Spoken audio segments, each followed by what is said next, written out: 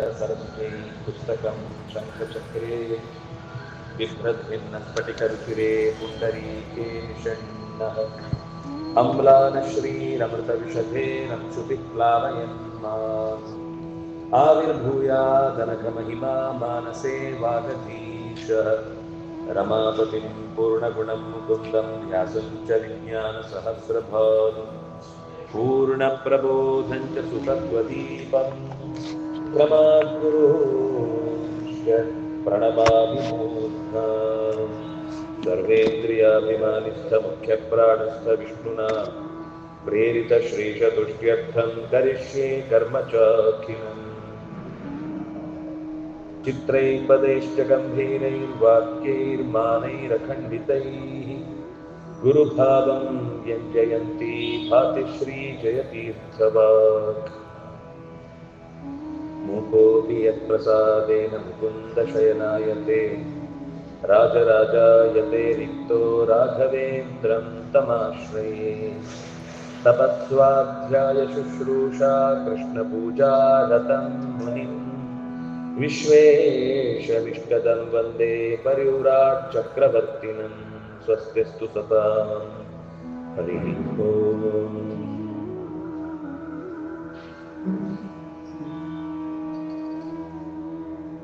ಶಾಸ್ತ್ರದ ಪ್ರಪಂಚವನ್ನು ಪ್ರವೇಶಿಸುವಾಗ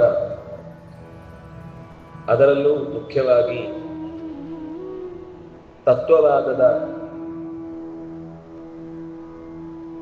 ಸುಳಿಯಿಂದ ಅಥವಾ ತತ್ವವಾದದ ವಿಶೇಷ ಚಿಂತನೆಯಲ್ಲಿ ತೊಡಗಬೇಕು ಅಂತ ಬಯಸುವುದಾದರೆ ಅವನಿಗೆ ಮುಖ್ಯವಾಗಿ ಬೇಕಾಗುವುದು ಆಚಾರ್ಯರ ಸರ್ವಮೂಲ ಗ್ರಂಥಗಳು. ಆಚಾರ್ಯರು ಕೂಡ ಸ್ವತಃ ತನ್ನ ಸ್ವಂತ ವಿಷಯ ಅಂತ ಯಾವುದನ್ನೂ ಹೇಳಲಿಲ್ಲ, ಅದು ಯಾರೂ ಹೇಳಲ್ಲ.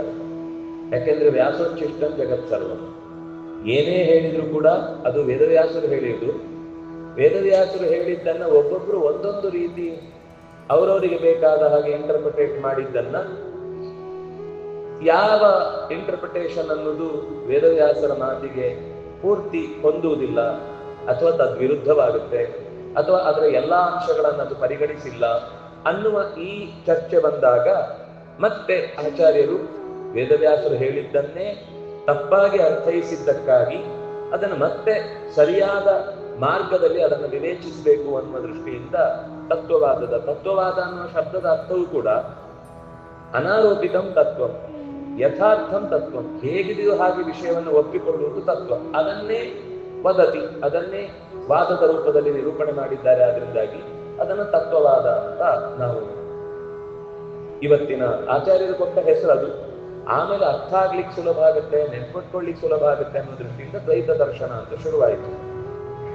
ಆದ್ರೆ ಆಚಾರ್ಯರು ತನ್ನ ಕೃತಿಗೆ ಎಲ್ಲೂ ಕೂಡ ತನ್ನ ಗ್ರಂಥದ ಸಮೂಹಕ್ಕೆ ಅಥವಾ ಒಂದು ದರ್ಶನದ ಪ್ರಕಾರಕ್ಕೆ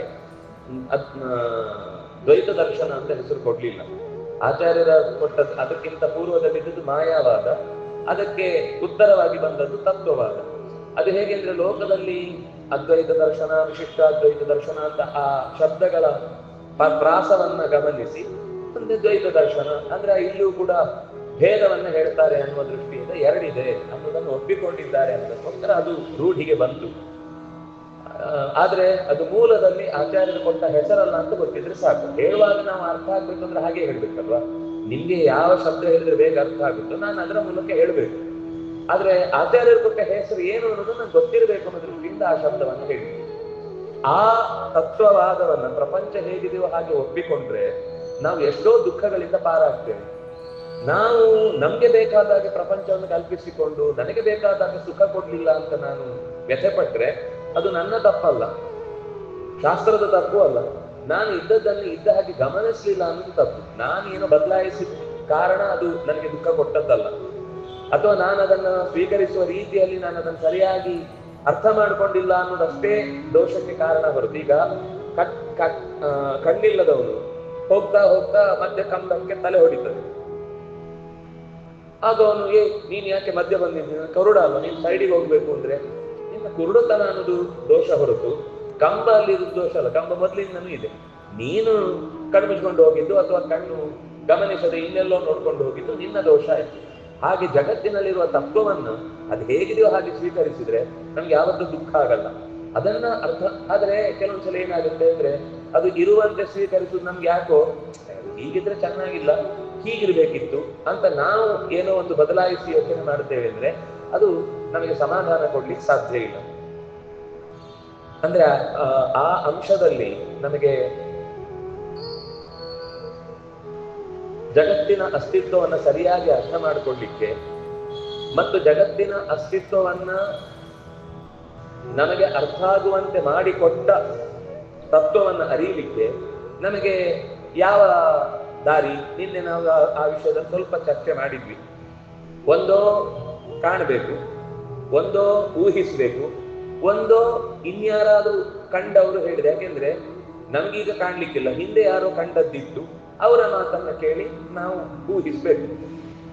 ಆಗ ಜಗತ್ತಿನಲ್ಲಿ ಒಪ್ಪಿಕೊಳ್ಳಿಕ್ಕೆ ಸಾಧ್ಯವಾಗುವುದು ಅಂದ್ರೆ ಕಣ್ಣಿಗೆ ಕಾಣದ ಸಂಗತಿಗಳನ್ನು ಒಪ್ಲಿಕ್ಕೆ ಸಾಧ್ಯವಾಗುವುದು ಪ್ರತ್ಯಕ್ಷದಿಂದಲೂ ಅಲ್ಲ, ಅನುಮಾನಗಳಿಂದಲೂ ಅಲ್ಲ. ಅನುಮಾನ ಅಂದ್ರೆ ಊಹೆ, ತರ್ಕ, ಅದರಿಂದಲೂ ಅಲ್ಲ.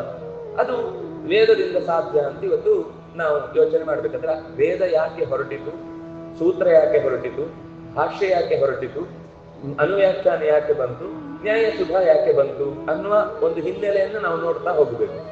ಅಂದ್ರೆ ನ್ಯಾಯಸುಧಾ ಅನ್ನುವ ಕೃತಿ ಅದು ಸ್ವತಂತ್ರ ಕೃತಿ ಅಲ್ಲ. ನಾವು ಹಿಂದೆ 2-3 ಸಂಗತಿಗಳನ್ನು ನೋಡಿದ್ವಿ. ಈಗ ವಾದಾವಳಿ ಮತ್ತು ಪ್ರಮಾಣ ಪದ್ಧತಿ ಮತ್ತು ಪದ್ಯಮಾಲ, ಇದು 3 ಅವರ ಸ್ವತಂತ್ರ ಕೃತಿ. ಇನ್ನುಳಿದ ಎಷ್ಟೋ 15 ಕೃತಿಗಳು ಅಂತ ನಾವು ನೋಡುವುದು ಎಲ್ಲವೂ ಕೂಡ ಆಚಾರ್ಯರ ವ್ಯಾಖ್ಯಾನಕ್ಕೆ ವಿವರಣೆ, ಅದನ್ನು ಟೀಕಾ ಅಂತ ಕರೀತಾರೆ. ಆದ್ರಿಂದಾಗಿ ಅವರನ್ನ ಇಡೀ ದೇಶದಲ್ಲಿ ಎಷ್ಟು ಟೀಕೆಗಳಿದ್ರು ಕೂಡ, ಟೀಕೆಗಳು ತುಂಬಾ ಇದೆ. ನಮ್ಗೆ ಕನ್ನಡದ ಟೀಕೆ ಅಲ್ಲ, ಕನ್ನಡದ ಟೀಕೆ ಅಂದ್ರೆ ಒಂಥರ ಟೀಕೆ ಟಿಪ್ಪಣಿ ಮಾಡುದು, ಅವರನ್ನ ಏನ್ ಹೇಳಿದ್ರು ಉಲ್ಟಾ ಮಾತಾಡುದು ಅನ್ನೋ ತರದೊಂದು ಅರ್ಥ ಬಂದು ಬಿಟ್ಟಿದೆ. ಆದ್ರೆ ಇಲ್ಲಿ ಟೀಕಾ ಅನ್ನುವ ಶಬ್ದಕ್ಕರ್ಥ ವಾಕ್ಯ ಅರ್ಥ ಮಾಡ್ಕೊಳ್ಳಿಕ್ಕೋಸ್ಕರ ಅದನ್ನು ಚೂರು ಬಿಡಿಸಿ, ಅದರ ಸರಳವಾದ ಶಬ್ದಗಳಿಂದ ಬಿಡಿಸಿ ನಾವು ಅದನ್ನ ಹೇಗೆ ಅರ್ಥ ಮಾಡ್ಕೊಳ್ಬೇಕು ಅನ್ನೋದಕ್ಕೋಸ್ಕರ ಬಿಡಿಸಿ ಹೇಳಿದ್ರೆ ಅದು ಟೀಕೆ ಆಗಿದೆ. ಅಂದ್ರೆ ಆಚಾರ್ಯರ ವೇದದ ಅರ್ಥವನ್ನ ತಿಳಿಲಿಕ್ಕೋಸ್ಕರ ವೇದವ್ಯಾಸರೇ ಸೂತ್ರವನ್ನ ಕೊಟ್ರು. ಸೂತ್ರವನ್ನ ಅರ್ಥೈಸ್ಲಿಕ್ಕೋಸ್ಕರ ಆಚಾರ್ಯರು ಭಾಷ್ಯ ಮತ್ತು ಅನುವ್ಯಾಖ್ಯಾನಗಳನ್ನು ಕೊಟ್ಟರು. ಒಟ್ಟು 4 ಕೊಟ್ಟಿದ್ದಾರೆ ಆಚಾರ್ಯರು. ಸೂತ್ರ ಪ್ರಸ್ಥಾನಕ್ಕೆ ಭಾಷ್ಯ, ಆಮೇಲೆ ಅನುವ್ಯಾಖ್ಯಾನ, ಆಮೇಲೆ ನ್ಯಾಯ ವಿವರಣ, ಆಮೇಲೆ ಸರ್ವಶಾಸ್ತ್ರಾರ್ಥ ಸಂಗ್ರಹ, ಅದನ್ನ ಅನುಭಾಷ್ಯ ಅಂತಲೂ ಕರೀತಾರೆ. ಹೀಗೆ 4 ಕೃತಿಗಳನ್ನು ಬರೀ ಸೂತ್ರಗಳ ವಿವರಣೆಗೋಸ್ಕರ ಕೊಟ್ಟರು. ಈ ಸೂತ್ರ ಯಾಕೆ ಬಂತು ಅಂದ್ರೆ ವೇದಗಳನ್ನು ತಿಳಿಲಿಕ್ಕೆ. ಈಗ ನಮ್ಗೆ ಪ್ರಶ್ನೆ, ವೇದ ಯಾಕೆ ಬೇಕು? ವೇದ ಒಪ್ಪಿ ಅದನ್ನೊಂದು ಸೂತ್ರ, ಆ ಸೂತ್ರಕ್ಕೆ ಭಾಷ್ಯ, ಅದು ಅನುವ್ಯಾಖ್ಯಾನ, ಅದಕ್ಕೊಂದು ಸುಖ, ಅದಕ್ಕೆ ಟೀಕೆ, ಅದಕ್ಕೆ ಟಿಪ್ಪಣಿ, ಅದಕ್ಕೆ ಇನ್ನು ಅಡಿ ಟಿಪ್ಪಣಿ ಇತ್ಯಾದಿಗಳು. ನಮ್ಗೆ ಈ ಗೋಜೆ ಬೇಡ, ವೇದ ಬಿಟ್ಬಿಟ್ರೆ ಇಷ್ಟು ಸಮಸ್ಯೆಗಳು ಪರಿಹಾರ ಆಗುತ್ತಲ್ಲ. ಯಾಕೆ ತಲೆಯೆಲ್ಲ ಚಚ್ಕೊಂಡು ಇಷ್ಟೆಲ್ಲ ಒದ್ದಾಡಬೇಕು ಅಂತ ಸಾಮಾನ್ಯ ಕೆಲವರು ಈಗಿನ ಮಂದಿ ಮಾಡುವ ಪ್ರಶ್ನೆ. ಅದಕ್ಕೆ ಜನಜೀವನ ಸುಸ್ಥಿರವಾಗಿರ್ಬೇಕು ಅಂದ್ರೆ ಎಲ್ಲವೂ ಕಾನೂನಿನಿಂದ ಸಾಧ್ಯ ಇಲ್ಲ. ಯಾಕೆಂದ್ರೆ ಕಾನೂನಿನ ಅಡಿಯಿಂದ ತೂರುವವರೇ ಬಹಳ ಜನ ಇರುವುದು. ಅದರಿಂದಾಗಿ ಅವರು ರಂಗೋಲಿ ಕೆಳಗೆ ತೂರ್ತಾರೆ ಅಂತ ಇಟ್ಕೊಂಡ್ರೆ ಕೆಲವರು ಪೇಂಟ್ ಅಡಿಗೂ ತೂರುವವರು ಇದ್ದಾರೆ. ರಂಗೋಲಿ ಹಾಕಿದ್ರೆ ಕಷ್ಟ ಅಂತ ಅಳಿಸಬಾರದು, ಪೇಂಟ್ ಹಾಕಿದ್ರು, ಅದ್ರ ಕೆಳಗೂ ತೂರುವವರು ಇದ್ದಾರೆ. ಹಾಗಾಗಿ ಅಷ್ಟು ಸುಲಭ ಇಲ್ಲ. ಚಾಪೆ ಕೆಳಗೆ ತೂರುದು, ರಂಗೋಲಿ ಕೆಳಗೆ ತೂರುದು, ಅದ್ರ ಕೆಳಗೆ ತೂರುದು ಎಲ್ಲ ಅಭ್ಯಾಸ ಆಗ್ತಿದೆ. ಆದ್ರಿಂದಾಗಿ ನಮಗೆ ಜನಜೀವನ ಅನ್ನೋದು ಧಾರ್ಮಿಕವಾಗಿ ನಡೀಬೇಕು. ಧಾರ್ಮಿಕ ಅನ್ನುವ ಶಬ್ದದ ಅರ್ಥ ಮತ್ತೆ ಅದನ್ನ ನಾನು ಇವತ್ತಿನ ಧರ್ಮದ ಗಲಾಟೆಯ ಶಬ್ದದಲ್ಲಿ ಹೇಳ್ತಿಲ್ಲ. ನಾನು ಧರ್ಮ ಅನ್ನುವ ಶಬ್ದವನ್ನು ಹೇಗೆ ಹೇಳ್ತಿದ್ದೇನೆ ಅಂದ್ರೆ ಎಲ್ಲರಿಗೂ ಹೊಂದಿಕೊಂಡು ಬಾಳುವುದು ಧರ್ಮ. ಧರ್ಮ ಅನ್ನೋ ಶಬ್ದದ ಅರ್ಥ ಧರ್ಮೋ ಧಾರಯತೆ ಪ್ರಜಾ, ಯಾವುದು ಪ್ರಜೆಗಳನ್ನ ಪರಸ್ಪರ ಒಬ್ಬರಿಗೊಬ್ಬರು ಅನುಕೂಲವಾಗುವಂತೆ ಬದುಕುವ ಮನಸ್ಥಿತಿಯನ್ನ ಕೊಟ್ಟು ಬಾಳಿಸುತ್ತೋ ಅದು ಧರ್ಮ. ಯಾವಾಗಲೂ ಇರುವ ಧರ್ಮ. ಅದರಿಂದಾಗಿ ಅದನ್ನ ಸನಾತನ ಧರ್ಮ ಅಂತ ಕರಿಬಹುದು ನಾವು ಸದ್ಯಕ್ಕೀಗ. ಆ ಧರ್ಮ ಅಥವಾ ಈಗ ಜನಜೀವನದ ದೃಷ್ಟಿಯಿಂದ ಇದು ಸರಿ, ಇದು ತಪ್ಪು, ಇದು ಅನ್ಯಾಯ, ಇದು ನ್ಯಾಯ, ಇದು ಉಪಯುಕ್ತ, ಇದು ಅನುಪಯುಕ್ತ, ಇದೇ ತಾನೇ ನಮ್ಗೆ ಮುಖ್ಯ ಬೇಕಾದದ್ದು. ಇದನ್ನ ತೀರ್ಮಾನ ಮಾಡುವುದು ಹೇಗೆ? ಯಾರೋ ಒಬ್ಬ ಹೊಡೆದ, ನೀನ್ ಯಾಕೋ ಹೊಡೆದಿ? ಇಲ್ಲ, ಅವನು ನನಗೆ ಹೀಗ್ ಮಾಡ್ದ. ನೀನ್ ಯಾಕೋ ಹಾಗೆ ಮಾಡ್ದಿ? ಅವನು ನನಗೆ ಮೊನ್ನೆ ಹಾಗೆ ಮಾಡಿದ್ದ. ಅದು ಕೊನೆಗೆ ಎಲ್ಲೆಲ್ಲೋ ಹೋಗಿ ಯಾರೋ ಒಬ್ಬ ಶುರು ಮಾಡಿರ್ತಾನೆ ಒಂದು. ಆಗ ನೀನ್ ಮಾಡಿದ್ದೆ ತಪ್ಪು, ಇದು ಧರ್ಮ ಅಲ್ಲ. ಅವನಿಗೆ ಹಿಂಸೆ ಆಯ್ತು, ನೀನು ಮಾಡಿದ ತಪ್ಪಿನಿಂದ ಹಿಂಸೆ ಆಯ್ತು. ಈಗ ಅವನು ಮಾಡಿದ್ದು ಸರಿ, ಇವನು ಮಾಡಿದ್ದು ತಪ್ಪು, ಅಥವಾ ಧರ್ಮ ಅಧರ್ಮ, ಅಥವಾ ಇನ್ನು ಕೆಲವು ವಿಷಯಗಳಿಗೆ ಹೋಗುದಾದ್ರೆ ಪುಣ್ಯ ಪಾಪ, ಸ್ವರ್ಗ ನರಕ, ಇದ್ಯಾವುದು ನಮ್ಗೆ ಶಬ್ದಗಳು ಕಿವಿಗೆ ಬಿದ್ದಿವೆ. ಆದ್ರೆ ಈ ವಿಷಯವನ್ನ ಒಪ್ಪಿಕೊಳ್ಳಿಕ್ಕೆ ಬೇಕಿರುವ ಯಾವುದೇ ಪ್ರಮಾಣಗಳು ಸಿಕ್ಕಿಲ್ಲ. ಹೇಗೆ ಗೊತ್ತಾಗುತ್ತೆ ಇದೆಲ್ಲ? ಇದು ಗೊತ್ತಾಗಬೇಕು ಅಂತಂದ್ರೆ ನಮಗೆ ಪ್ರತ್ಯಕ್ಷ ಉಪಯೋಗ ಇಲ್ಲ, ಯಾರಿಗೂ ಪ್ರತ್ಯಕ್ಷ ಇಲ್ಲ. ಸ್ವರ್ಗ ನಾನು ನೋಡಿದ್ದೇನೆ, ನರಕದಲ್ಲಿ ನನಗೆ ಒಳ್ಳೆ ಅನುಭವ ಆಗಿದೆ, ಪುಣ್ಯವನ್ನು ನಾನು ಮೊನ್ನೆ ಅರ್ಧ ಕೆಜಿ ತಗೊಂಡು ಬಂದ ಬ್ಯಾಗಲ್ಲಿ ಇಟ್ಕೊಂಡಿದ್ದೇನೆ ಅಂತ ಯಾರಿಗೂ ಕೂಡ ಯಾವುದೇ ಪುಣ್ಯ ಪಾಪ ಸ್ವರ್ಗ ನರಕ ಇತ್ಯಾದಿಗಳ ಪರಿಚಯ ಇಲ್ಲ. ಆದ್ರೆ ಅದು ಅನುಭವ ಇದೆ. ಹೇಗೆ ಅಂದ್ರೆ, ಯಾರೋ ಒಬ್ಬ ತುಂಬಾ ಕಷ್ಟದಲ್ಲಿ ಇರ್ತಾನೆ, ಕಷ್ಟದಲ್ಲಿದ್ದಾಗ ಆದ್ರೂ ತನ್ನ ಕರ್ತವ್ಯ ಪ್ರಜ್ಞೆಯಿಂದ ಯಾರಿಗೋ ಒಬ್ರಿಗೆ ಸಹಾಯ ಮಾಡ್ತಾನೆ. ಆಗ ಅವನನ್ನು ಉಳಿದವರೆಲ್ಲರೂ ನೀನು ಸರಿಯಾದ ಕಾಲಕ್ಕೆ ನಮ್ಗೆ ಸಹಾಯ ಮಾಡಿದ್ದಿ, ತಗೋ ನಿನ್ನ ಈ ಕೆಲಸಕ್ಕೆ ಇಷ್ಟು ಬಹುಮಾನ. ಒಳ್ಳೆ ಕೆಲಸ ಮಾಡಿದಾಗ ಅವನಿಗೆ ಅಲ್ಲೇ ಫಲ ಬಂತು. ಅಲ್ಲ, ಕೆಲವೊಂದ್ಸಲ ಒಳ್ಳೆ ಕೆಲಸ ಮಾಡಿದ್ರು ತಪ್ಪಿತಸ್ಥ ಭಾವನೆ ಅಥವಾ ಇನ್ನೇನೋ ಒಂದು ರೀತಿಯಿಂದ ಜನ ತಿರಸ್ಕರಿಸುವುದನ್ನು ನೋಡ್ತೇವಲ್ಲ, ಅದು ಬೇರೆ ಕಾರಣ. ವಸ್ತುತಃ ಒಳ್ಳೆ ಕೆಲಸಕ್ಕೆ ಒಳ್ಳೆ ಫಲವೇ ಬರುತ್ತೆ ಅನ್ನೋದು ಲೋಕದ ನಿಯಮ. ಏವಮಪ್ಯಶುಭಂ ಕರ್ಮ ನ ಭೂತಂ ನ ಭವಿಷ್ಯತಿ, ನಾಸತೋ ವಿದ್ಯತೆ ಭಾವ ನಾ ಭಾವೋ ವಿದ್ಯತೆ ಸತಃ. ಒಳಿತು ಮಾಡುವವರಿಗೆ ಕೆಡುಕಾಗದು, ಕೆಡುಕು ಮಾಡುವವರಿಗೆ ಒಳಿತಾಗದು. ಇದು ಸತ್ಯಂ ಜಯತಿ ನಾಮೃತಂ, ಇದು ವೇದದಲ್ಲಿಯೂ ಹೇಳಿದ ಮಾತು. ಹಾಗಾಗಿ ಈ ಧರ್ಮದ ಅಂಶಗಳು ವೇದಗಳಲ್ಲಿ ಪ್ರತಿಪಾದನೆಗೊಂಡಿದೆ. ಅದರಿಂದಾಗಿ ಆ ಅಧಿಕಾರದ ಅಡಿಯಲ್ಲಿ ನಾವು ಲೋಕದಲ್ಲಿ ಇದು ಸರಿ, ಇದು ತಪ್ಪು, ಇದು ಧರ್ಮ, ಇದು ಅಧರ್ಮ, ಇದು ನ್ಯಾಯ, ಇದು ಅನ್ಯಾಯ, ಇಂಥ ಸಂಗತಿಗಳನ್ನು ನಾವು ತೀರ್ಮಾನ ಮಾಡ್ಲಿಕ್ಕಾಗುತ್ತೆ. ಅಲ್ಲರಿ, ಅದಕ್ಕೆ ವೇದ ಯಾಕಬೇಕು? ನಮ್ಗೆ ಯಾರಾದ್ರೂ ಗುರುಗಳು ಹೇಳಿದ್ದನ್ನ ನಾವು ಒಪ್ಪಿಕೊಂಡ್ರೆ ಸಾಕಾಗುದಿಲ್ಲ. ನಮ್ಗೆ ತುಂಬಾ ಜನ ಗುರುಗಳಿದ್ದಾರೆ. ಅವರು ಹೇಳಿದ ಮಾತಿನ ಹಿನ್ನೆಲೆಯಲ್ಲಿ ಅದನ್ನ ಅರ್ಥ ಮಾಡ್ಕೊಳ್ಬಹುದಲ್ವಾ? ವೇದ ಅಂತ ಒಂದು ಯಾವುದೋ ಒಪ್ಪಿ ಅವರು ಹೇಳಿದ ಮಾತನ್ನ ನಾವು ಅರ್ಥ ಮಾಡಿಕೊಳ್ಳಿಕ್ಕೆ ಕಷ್ಟಪಟ್ಟು ಆ ಮೂಲಕ ಕೊನೆಗೆ ಇಲ್ಲ ಇದರಲ್ಲಿ ಹೇಳಿದ್ದಾರೆ, ಅದರಿಂದಾಗಿ ಅದು ಯಾರು ಹೇಳಿದ್ದು, ಯಾವಾಗ ಹೇಳಿದ್ದು, ಯಾಕೆ ಹೇಳಿದ್ದು ಒಂದು ಗೊತ್ತಿಲ್ಲ ಅಂತ ವೇದವನ್ನ ಒಪ್ಪಿ ಧರ್ಮಾಧರ್ಮಗಳನ್ನ ತೀರ್ಮಾನ ಮಾಡುವುದು ಧರ್ಮವೇ ಬೇಡ ಅಂತ ಹೇಳ್ಬೋದಲ್ವಾ? ಅದಕ್ಕೆ ಹೇಳಿದ್ದು. ಹಾಗೆ ಒಂದು ವೇಳೆ ಹೇಳಿದ್ರೆ ತುಂಬಾ ಕಷ್ಟ ಇದೆ. ಲೋಕದಲ್ಲಿ ಸ್ವೇಚ್ಛಾಚಾರ ಅನ್ನೋದು ಬೆಳೆದು ಬಿಡುತ್ತೆ. ಯಾರಿಗೂ ಯಾರೂ ನಿಯಂತ್ರಕರಿಲ್ಲ ಅಂತಾಗುತ್ತೆ. ಕನಿಷ್ಠ ಪಕ್ಷ ಇಂಥ ಒಂದು ಕಾನೂನು ನ್ಯಾಯ ಅದರ ಅನ್ಯಾಯ ವ್ಯವಸ್ಥೆಗಳನ್ನು ನಾವು ನೋಡಿ ಆಗಿದೆ. ಯಾವತ್ತೇ ಆದ್ರೂ ಕೂಡ ತನಗಿಂತ ಮಿಗಿಲಾದ ಒಂದು ತತ್ವ ತಮ್ಮನ್ನು ನಿಯಂತ್ರಿಸುತ್ತದೆ, ನೋಡುತ್ತದೆ, ಅದರ ಫಲವನ್ನ ನಾವು ಆ ಶಕ್ತಿಯ ಅಡಿಯಲ್ಲಿ ಉಣಬೇಕಾಗತ್ತೆ ಅನ್ನೋದಿದ್ರೆ ಮಾತ್ರ ಧರ್ಮಕ್ಕೆ ಒಂದು ಬಲ ಬರುತ್ತೆ. ಇಲ್ಲ ಅಂದ್ರೆ ಏನು ಅಂದ್ರೆ ಅವನ CC ಕ್ಯಾಮರಾ ಇದೆ ಅನ್ನೋ ಕಾರಣಕ್ಕೆ ಬೇಡಪ್ಪ ಕಳ್ಳತನ ಅನ್ಸುತ್ತೆ. CC ಕ್ಯಾಮರಾ ಇಲ್ಲದೆ ಇದ್ರೆ ತೆಗ್ಬಿಡೋಣ ಅಂತ ಅನಿಸ್ತಾ ಇದೆ ಅಂದ್ರೆ ಹೋಯ್ತು. CC ಕ್ಯಾಮರಾ ಇರ್ಲಿ ಇಲ್ಲದೆ ಇರಲಿ, ನನಗೆ ಬೇರೆಯವ್ರ ಸೊತ್ತು ಬೇಡ ಅನ್ನುವ ಒಂದು ಒಳಗಿನಿಂದ ಜೀವಕ್ಕೆ ಅದು ಅಭ್ಯಾಸ ಆಗಿ ಹೋದ್ರೆ ಅದು ಧರ್ಮ. ಆ ರೀತಿ ಮನಸ್ಥಿತಿಯಿಂದ ನಾವು ಆ ತಪ್ಪೇ ನಮ್ಮಿಂದ ಆಗಬಾರ್ದು. ಬೇಡ, ಯಾಕೆ ಕಂಡವ್ರ ಸೊತ್ತು ನಮಗೆ? ನಮ್ಮ ಸೊತ್ತನ್ನ ಹೀಗೆ ಇನ್ನೊಬ್ರು ಕದ್ದಾಗ ನಾವು ಖುಷಿ ಪಡ್ತೇವ?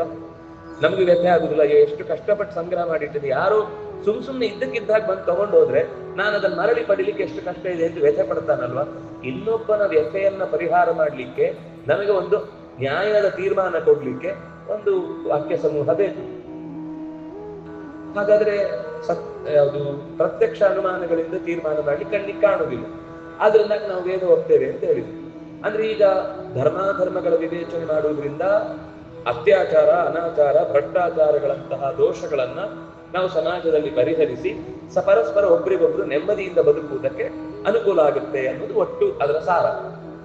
ಅದನ್ನು ವೇದವೇ ಯಾಕೆ ಹೇಳಬೇಕು? ನಮ್ಮ ಯಾರಾದ್ರೂ ಗುರುಗಳು ಹೇಳಿದ್ರೆ ಸಾಕಾಗುದಿಲ್ವಾ ಅಂತ ಪ್ರಶ್ನೆ. ಆಗ ಯಾವ ಗುರುಗಳು ಹೇಳಿದ್ದನ್ನು ಒಪ್ಪಬೇಕು? ಒಬ್ಬ ಹೇಳ್ತಾನೆ ಜಿನ, ಅವನೇ ನನ್ನ ಗುರು, ಅವನು ಹೇಳಿದ ಹಾಗೆ ಕೇಳ್ತೇನೆ ಅಂತ. ಇನ್ನೊಬ್ಬ ಹೇಳ್ತಾನೆ ಬುದ್ಧ ನನ್ನ ಗುರು, ಆದ್ರಿಂದ ನಾನು ಅವನು ಹೇಳಿದ ಹಾಗೆ ಕೇಳ್ತೇನೆ. ಸಾಂಖ್ಯಶಾಸ್ತ್ರದ ಪ್ರವರ್ತಕನಾದಂತಹ ಈಶ್ವರ ಕೃಷ್ಣ ನನಗೆ ಗುರು, ಅವನು ಹೇಳಿದ ಹಾಗೆ ಕೇಳ್ತೇನೆ ಇನ್ನೊಬ್ಬ ಅಂತ. ಹಾಗೆ ಒಬ್ಬೊಬ್ರು ದರ್ಶನಾಚಾರ್ಯರು ಅವರವರು ಯಾರನ್ನ ಮೂಲ ವ್ಯಕ್ತಿಗಳು ಅಥವಾ ನಮಗೆ ಒಪ್ಪಿತರು ಅಂತ ಭಾವಿಸ್ತೇವೋ ಅವರನ್ನ ಒಪ್ಪಿಕೊಂಡು ನಾವು ಧರ್ಮಾಧರ್ಮಗಳ ವಿವೇಚನೆ ಮಾಡ್ಬೋದಲ್ವಾ? ಅಂದ್ರೆ ಒಂದೊಂದ್ರಲ್ಲಿ ಒಂದೊಂದ್ ತರ ಇದೆ. ಅವ್ರು ಯಾವ್ದನ್ನ ಸರಿ ಅಂತ ಹೇಳ್ತಾರೆ, ಇವ್ರು ಅದನ್ನು ವಿರುದ್ಧ ಅಂತ ಹೇಳ್ತಾರೆ. ಇವ್ರು ಯಾವ್ದು ತಪ್ಪು ಅಂತ ಹೇಳ್ತಾರೆ, ಅವ್ರು ಅದನ್ನು ಸರಿ ಅಂತಾರೆ. ಹಾಗಾಗಿ ಒಂದು ಗುರುವಿನ ಅಡಿಯಲ್ಲಿ ನಾವು ಅದನ್ನು ನಿರ್ಧಾರ ಮಾಡ್ಲಿಕ್ಕೆ ಬರುದಿಲ್ಲ. ಒಂದು ಎರಡನೇ ಅಂಶ ಏನ್ ಗೊತ್ತಾ, ಯಾವುದೇ ಒಬ್ಬ ಗುರು ಕೂಡ ಅವನು ಪರಿಪೂರ್ಣ ಅಲ್ಲ, ಅದರಿಂದಾಗಿ ಅವನ ಆಲೋಚನೆಯ ಮಾತುಗಳು ಅವನ ಕೃತಿಯಲ್ಲಿ ತಪ್ಪಾಗಬಹುದು. ಅಥವಾ ಅವನು ಬರೆದಿರ್ತಾನೆ ಅಂದ್ರೆ ಆ ಬರವಣಿಗೆಯಲ್ಲಿ ಅವನ ವೀಕ್ನೆಸ್ ಅವನ ಬರವಣಿಗೆಯಲ್ಲಿ ಬರುತ್ತೆ. ಈಗ ನಾವೇ ಎಷ್ಟೋ ಸರ್ತಿ ಯಾವುದೋ ಒಂದು ನಿರ್ಧಾರವನ್ನು ಬರೆದಿಟ್ರೆ ಅವ್ರ ಮನೆಯಲ್ಲಿ ಹಾಗೆ ಸಮಸ್ಯೆ ಆಗಿದೆ ಕಾಣುತ್ತೆ, ಅದಕ್ಕೆ ಅವನು ಹಾಗೆ ಬರ್ದ ಅಂತ ನಾವು ಹೇಳ್ತೇವೆ. ಲೋಕದಲ್ಲಿ ಎಲ್ಲೂ ಅನುಭವ ಇಲ್ಲ, ಆದ್ರೆ ಅವ್ನು ಬರ್ದ ಅಂದ್ರೆ ಅವ್ನ ಮನೇಲಿ ಏನೋ ಪ್ರಾಬ್ಲಮ್ ಇದೆ, ಅದಕ್ಕೆ ಒಂದು ಹಾಗೆ ಬರ್ತಾರೆ. ಅವರವರ ಮಾನಸಿಕ ದೋಷಗಳು ಅವರವರ ಮಾತಿನಲ್ಲಿ ಅವರವರ ಬರವಣಿಗೆಯಲ್ಲಿ ಕಾಣುತ್ತೆ. ಅದರಿಂದಾಗಿ ನೀವು ವ್ಯಕ್ತಿಗತವಾದ ದೋಷವನ್ನ ವಾಕ್ಯದಲ್ಲಿ ಕಾಣುತ್ತೇವೆ ಅಂತಂದಾಗ ಅದನ್ನ ಅಂದ್ರೆ ಧರ್ಮವನ್ನ ತೀರ್ಮಾನ ಮಾಡ್ಲಿಕ್ಕಿರುವ ವಾಕ್ಯ ಅಂತ ಹೇಳಲಿಕ್ಕೆ ಬರುವುದಿಲ್ಲ. ಒಂದು ಸಮಸ್ಯೆ ಹಲವಾರು ವಿಷಯಗಳು ಹಲವಾರು ವ್ಯಕ್ತಿಗಳಲ್ಲಿ ಹಲವಾರು ತರ ಎಲ್ಲಿ ಸರಿ ಅಂತ ಅನ್ಕೊಳ್ತೇವೆ ಅದು ಒಂದ್ ಕಡೆ ವಿರುದ್ಧ, ಒಂದ್ ಕಡೆ ಸರಿ ಅಂತ ಅನ್ನೋದು ಇನ್ನೊಂದ್ ಕಡೆ ವಿರುದ್ಧ. ತಕ್ಕ ಕಾಲದಲ್ಲಿ ತಕ್ಕ ದೇಶದಲ್ಲಿ ಅದನ್ನ ವಿರೋಧಿಸಿ ಮಾತನಾಡುವುದಿದೆ. ನಮ್ಮ ಪ್ರಕಾರ ಇದು ಸರಿ ಇಲ್ಲ. ಈಗ ಸಾಂಖ್ಯರು ದೇವರನ್ನೇ ಒಪ್ಪಲ್ಲ, ಮೀಮಾಂಸಕರು ದೇವರನ್ನೇ ಒಪ್ಪಲ್ಲ, ಬೌದ್ಧರು ದೇವರನ್ನೇ ಒಪ್ಪಲ್ಲ.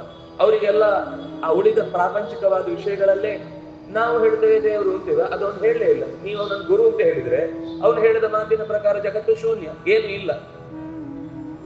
ನಮ್ಗೆ ದೇವರು ಬೇಕು ಅಲ್ಲ. ನಾವು ಸರ್ವಜ್ಞನಾದ ಒಬ್ಬ ಗುರುವನ್ನ, ಈಗ ಈ ಗುರುಗಳು ಸರ್ವಜ್ಞರಲ್ಲ, ಆದ್ರಿಂದಾಗಿ ನನಗೆ ಅವರು ಹೇಳಿದ ಮಾತುಗಳಲ್ಲಿ ನಿರ್ಣಯ ಮಾಡ್ಲಿಕ್ಕೆ ಆಗ್ತಿಲ್ಲ. ಸರ್ವಜ್ಞನಾದ ಒಬ್ಬ ಗುರುವನ್ನು ಒಪ್ಪೋಣ. ಹಾಗೆ ಎಲ್ಲರೂ ಹೇಳ್ತಾರೆ ನಮ್ ಗುರು ಸರ್ವಜ್ಞ, ನಮ್ ಗುರು ಸರ್ವಜ್ಞ, ನಮ್ ಗುರು ಸರ್ವಜ್ಞ. ಎಲ್ಲರೂ ಅವ್ರವ್ರ ಗುರುಗಳನ್ನ ನಮ್ಮ ಗುರುಗಳು ಸರ್ವಜ್ಞ ಅಂತಾರೆ. ಪ್ರಾಬ್ಲಮ್ ನಾಟ್ ಸಾಲ್ವ್, ಸಮಸ್ಯೆ ತೀರ್ಮಾನ ಪರಿಹಾರ ಆಗ್ಲೇ ಇಲ್ಲ. ಸರಿ, ಹಾಗಾದ್ರೆ ಗುರುಗಳು ಬೇಡ, ನಾವು ದೇವರೇ ಹೇಳಿದ್ದು ಅಂತ ಇಟ್ಕೊಳ್ಳೋಣ. ದೇವ್ರು ಈಗ ತೀರ್ಮಾನ ಆಗುವುದಕ್ಕೋಸ್ಕರ ಈ ವೇದ ಹೋಗ್ತಾ ಇರೋದು. ಈ ವೇದಗಳಿಂದಲೇ ದೇವರನ್ನು ನಾವು ಅರ್ಥ ಮಾಡಬಹುದು. ಯಾಕೆಂದ್ರೆ ದೇವರು ಕೂಡ ಪ್ರತ್ಯಕ್ಷ ಸಿದ್ಧ ಅಲ್ಲ, ಅನುಮಾನ ಸಿದ್ಧವೂ ಅಲ್ಲ. ಅದು ವೇದದಿಂದಲೇ ಸಿದ್ಧ ಆಗುವುದು ಅನ್ನೋದಕ್ಕೋಸ್ಕರ ನಾವು ವೇದ ಹೇಳಿಕ್ ಹೊರಟದ್ದು. ಯಾಕಂದ್ರೆ ವೇದ ಅನ್ನುವುದೇ ವೇದಾಖ್ಯೇವೈನಂ ಗಮಯತಿ, ವೇದಗಳೇ ಅವನನ್ನ ಸರಿಯಾಗಿ ತಿಳಿಸ್ಲಿಕ್ಕೆ ಸಾಧ್ಯ. ನಾವು ನಿನ್ನೆ ನೋಡಿದ್ವಿ, ತಂದೆಯ ಸರಿಯಾದ ಪರಿಚಯ ಕೊಡುವವಳು ಮಗುವಿಗೆ ತಾಯಿ. ಹಾಗೆ ಜಗತ್ತಿನ ತಂದೆಯಾದ ಭಗವಂತನ ಪರಿಚಯ ಕೊಡುವುದು ವೇದ ಮಾತೆ. ಹಾಗಾಗಿ ವೇದ ಮಾತೆಗೆ ಇನ್ನೂ ಪರಿಚಯ ಕೊಡಬೇಕು.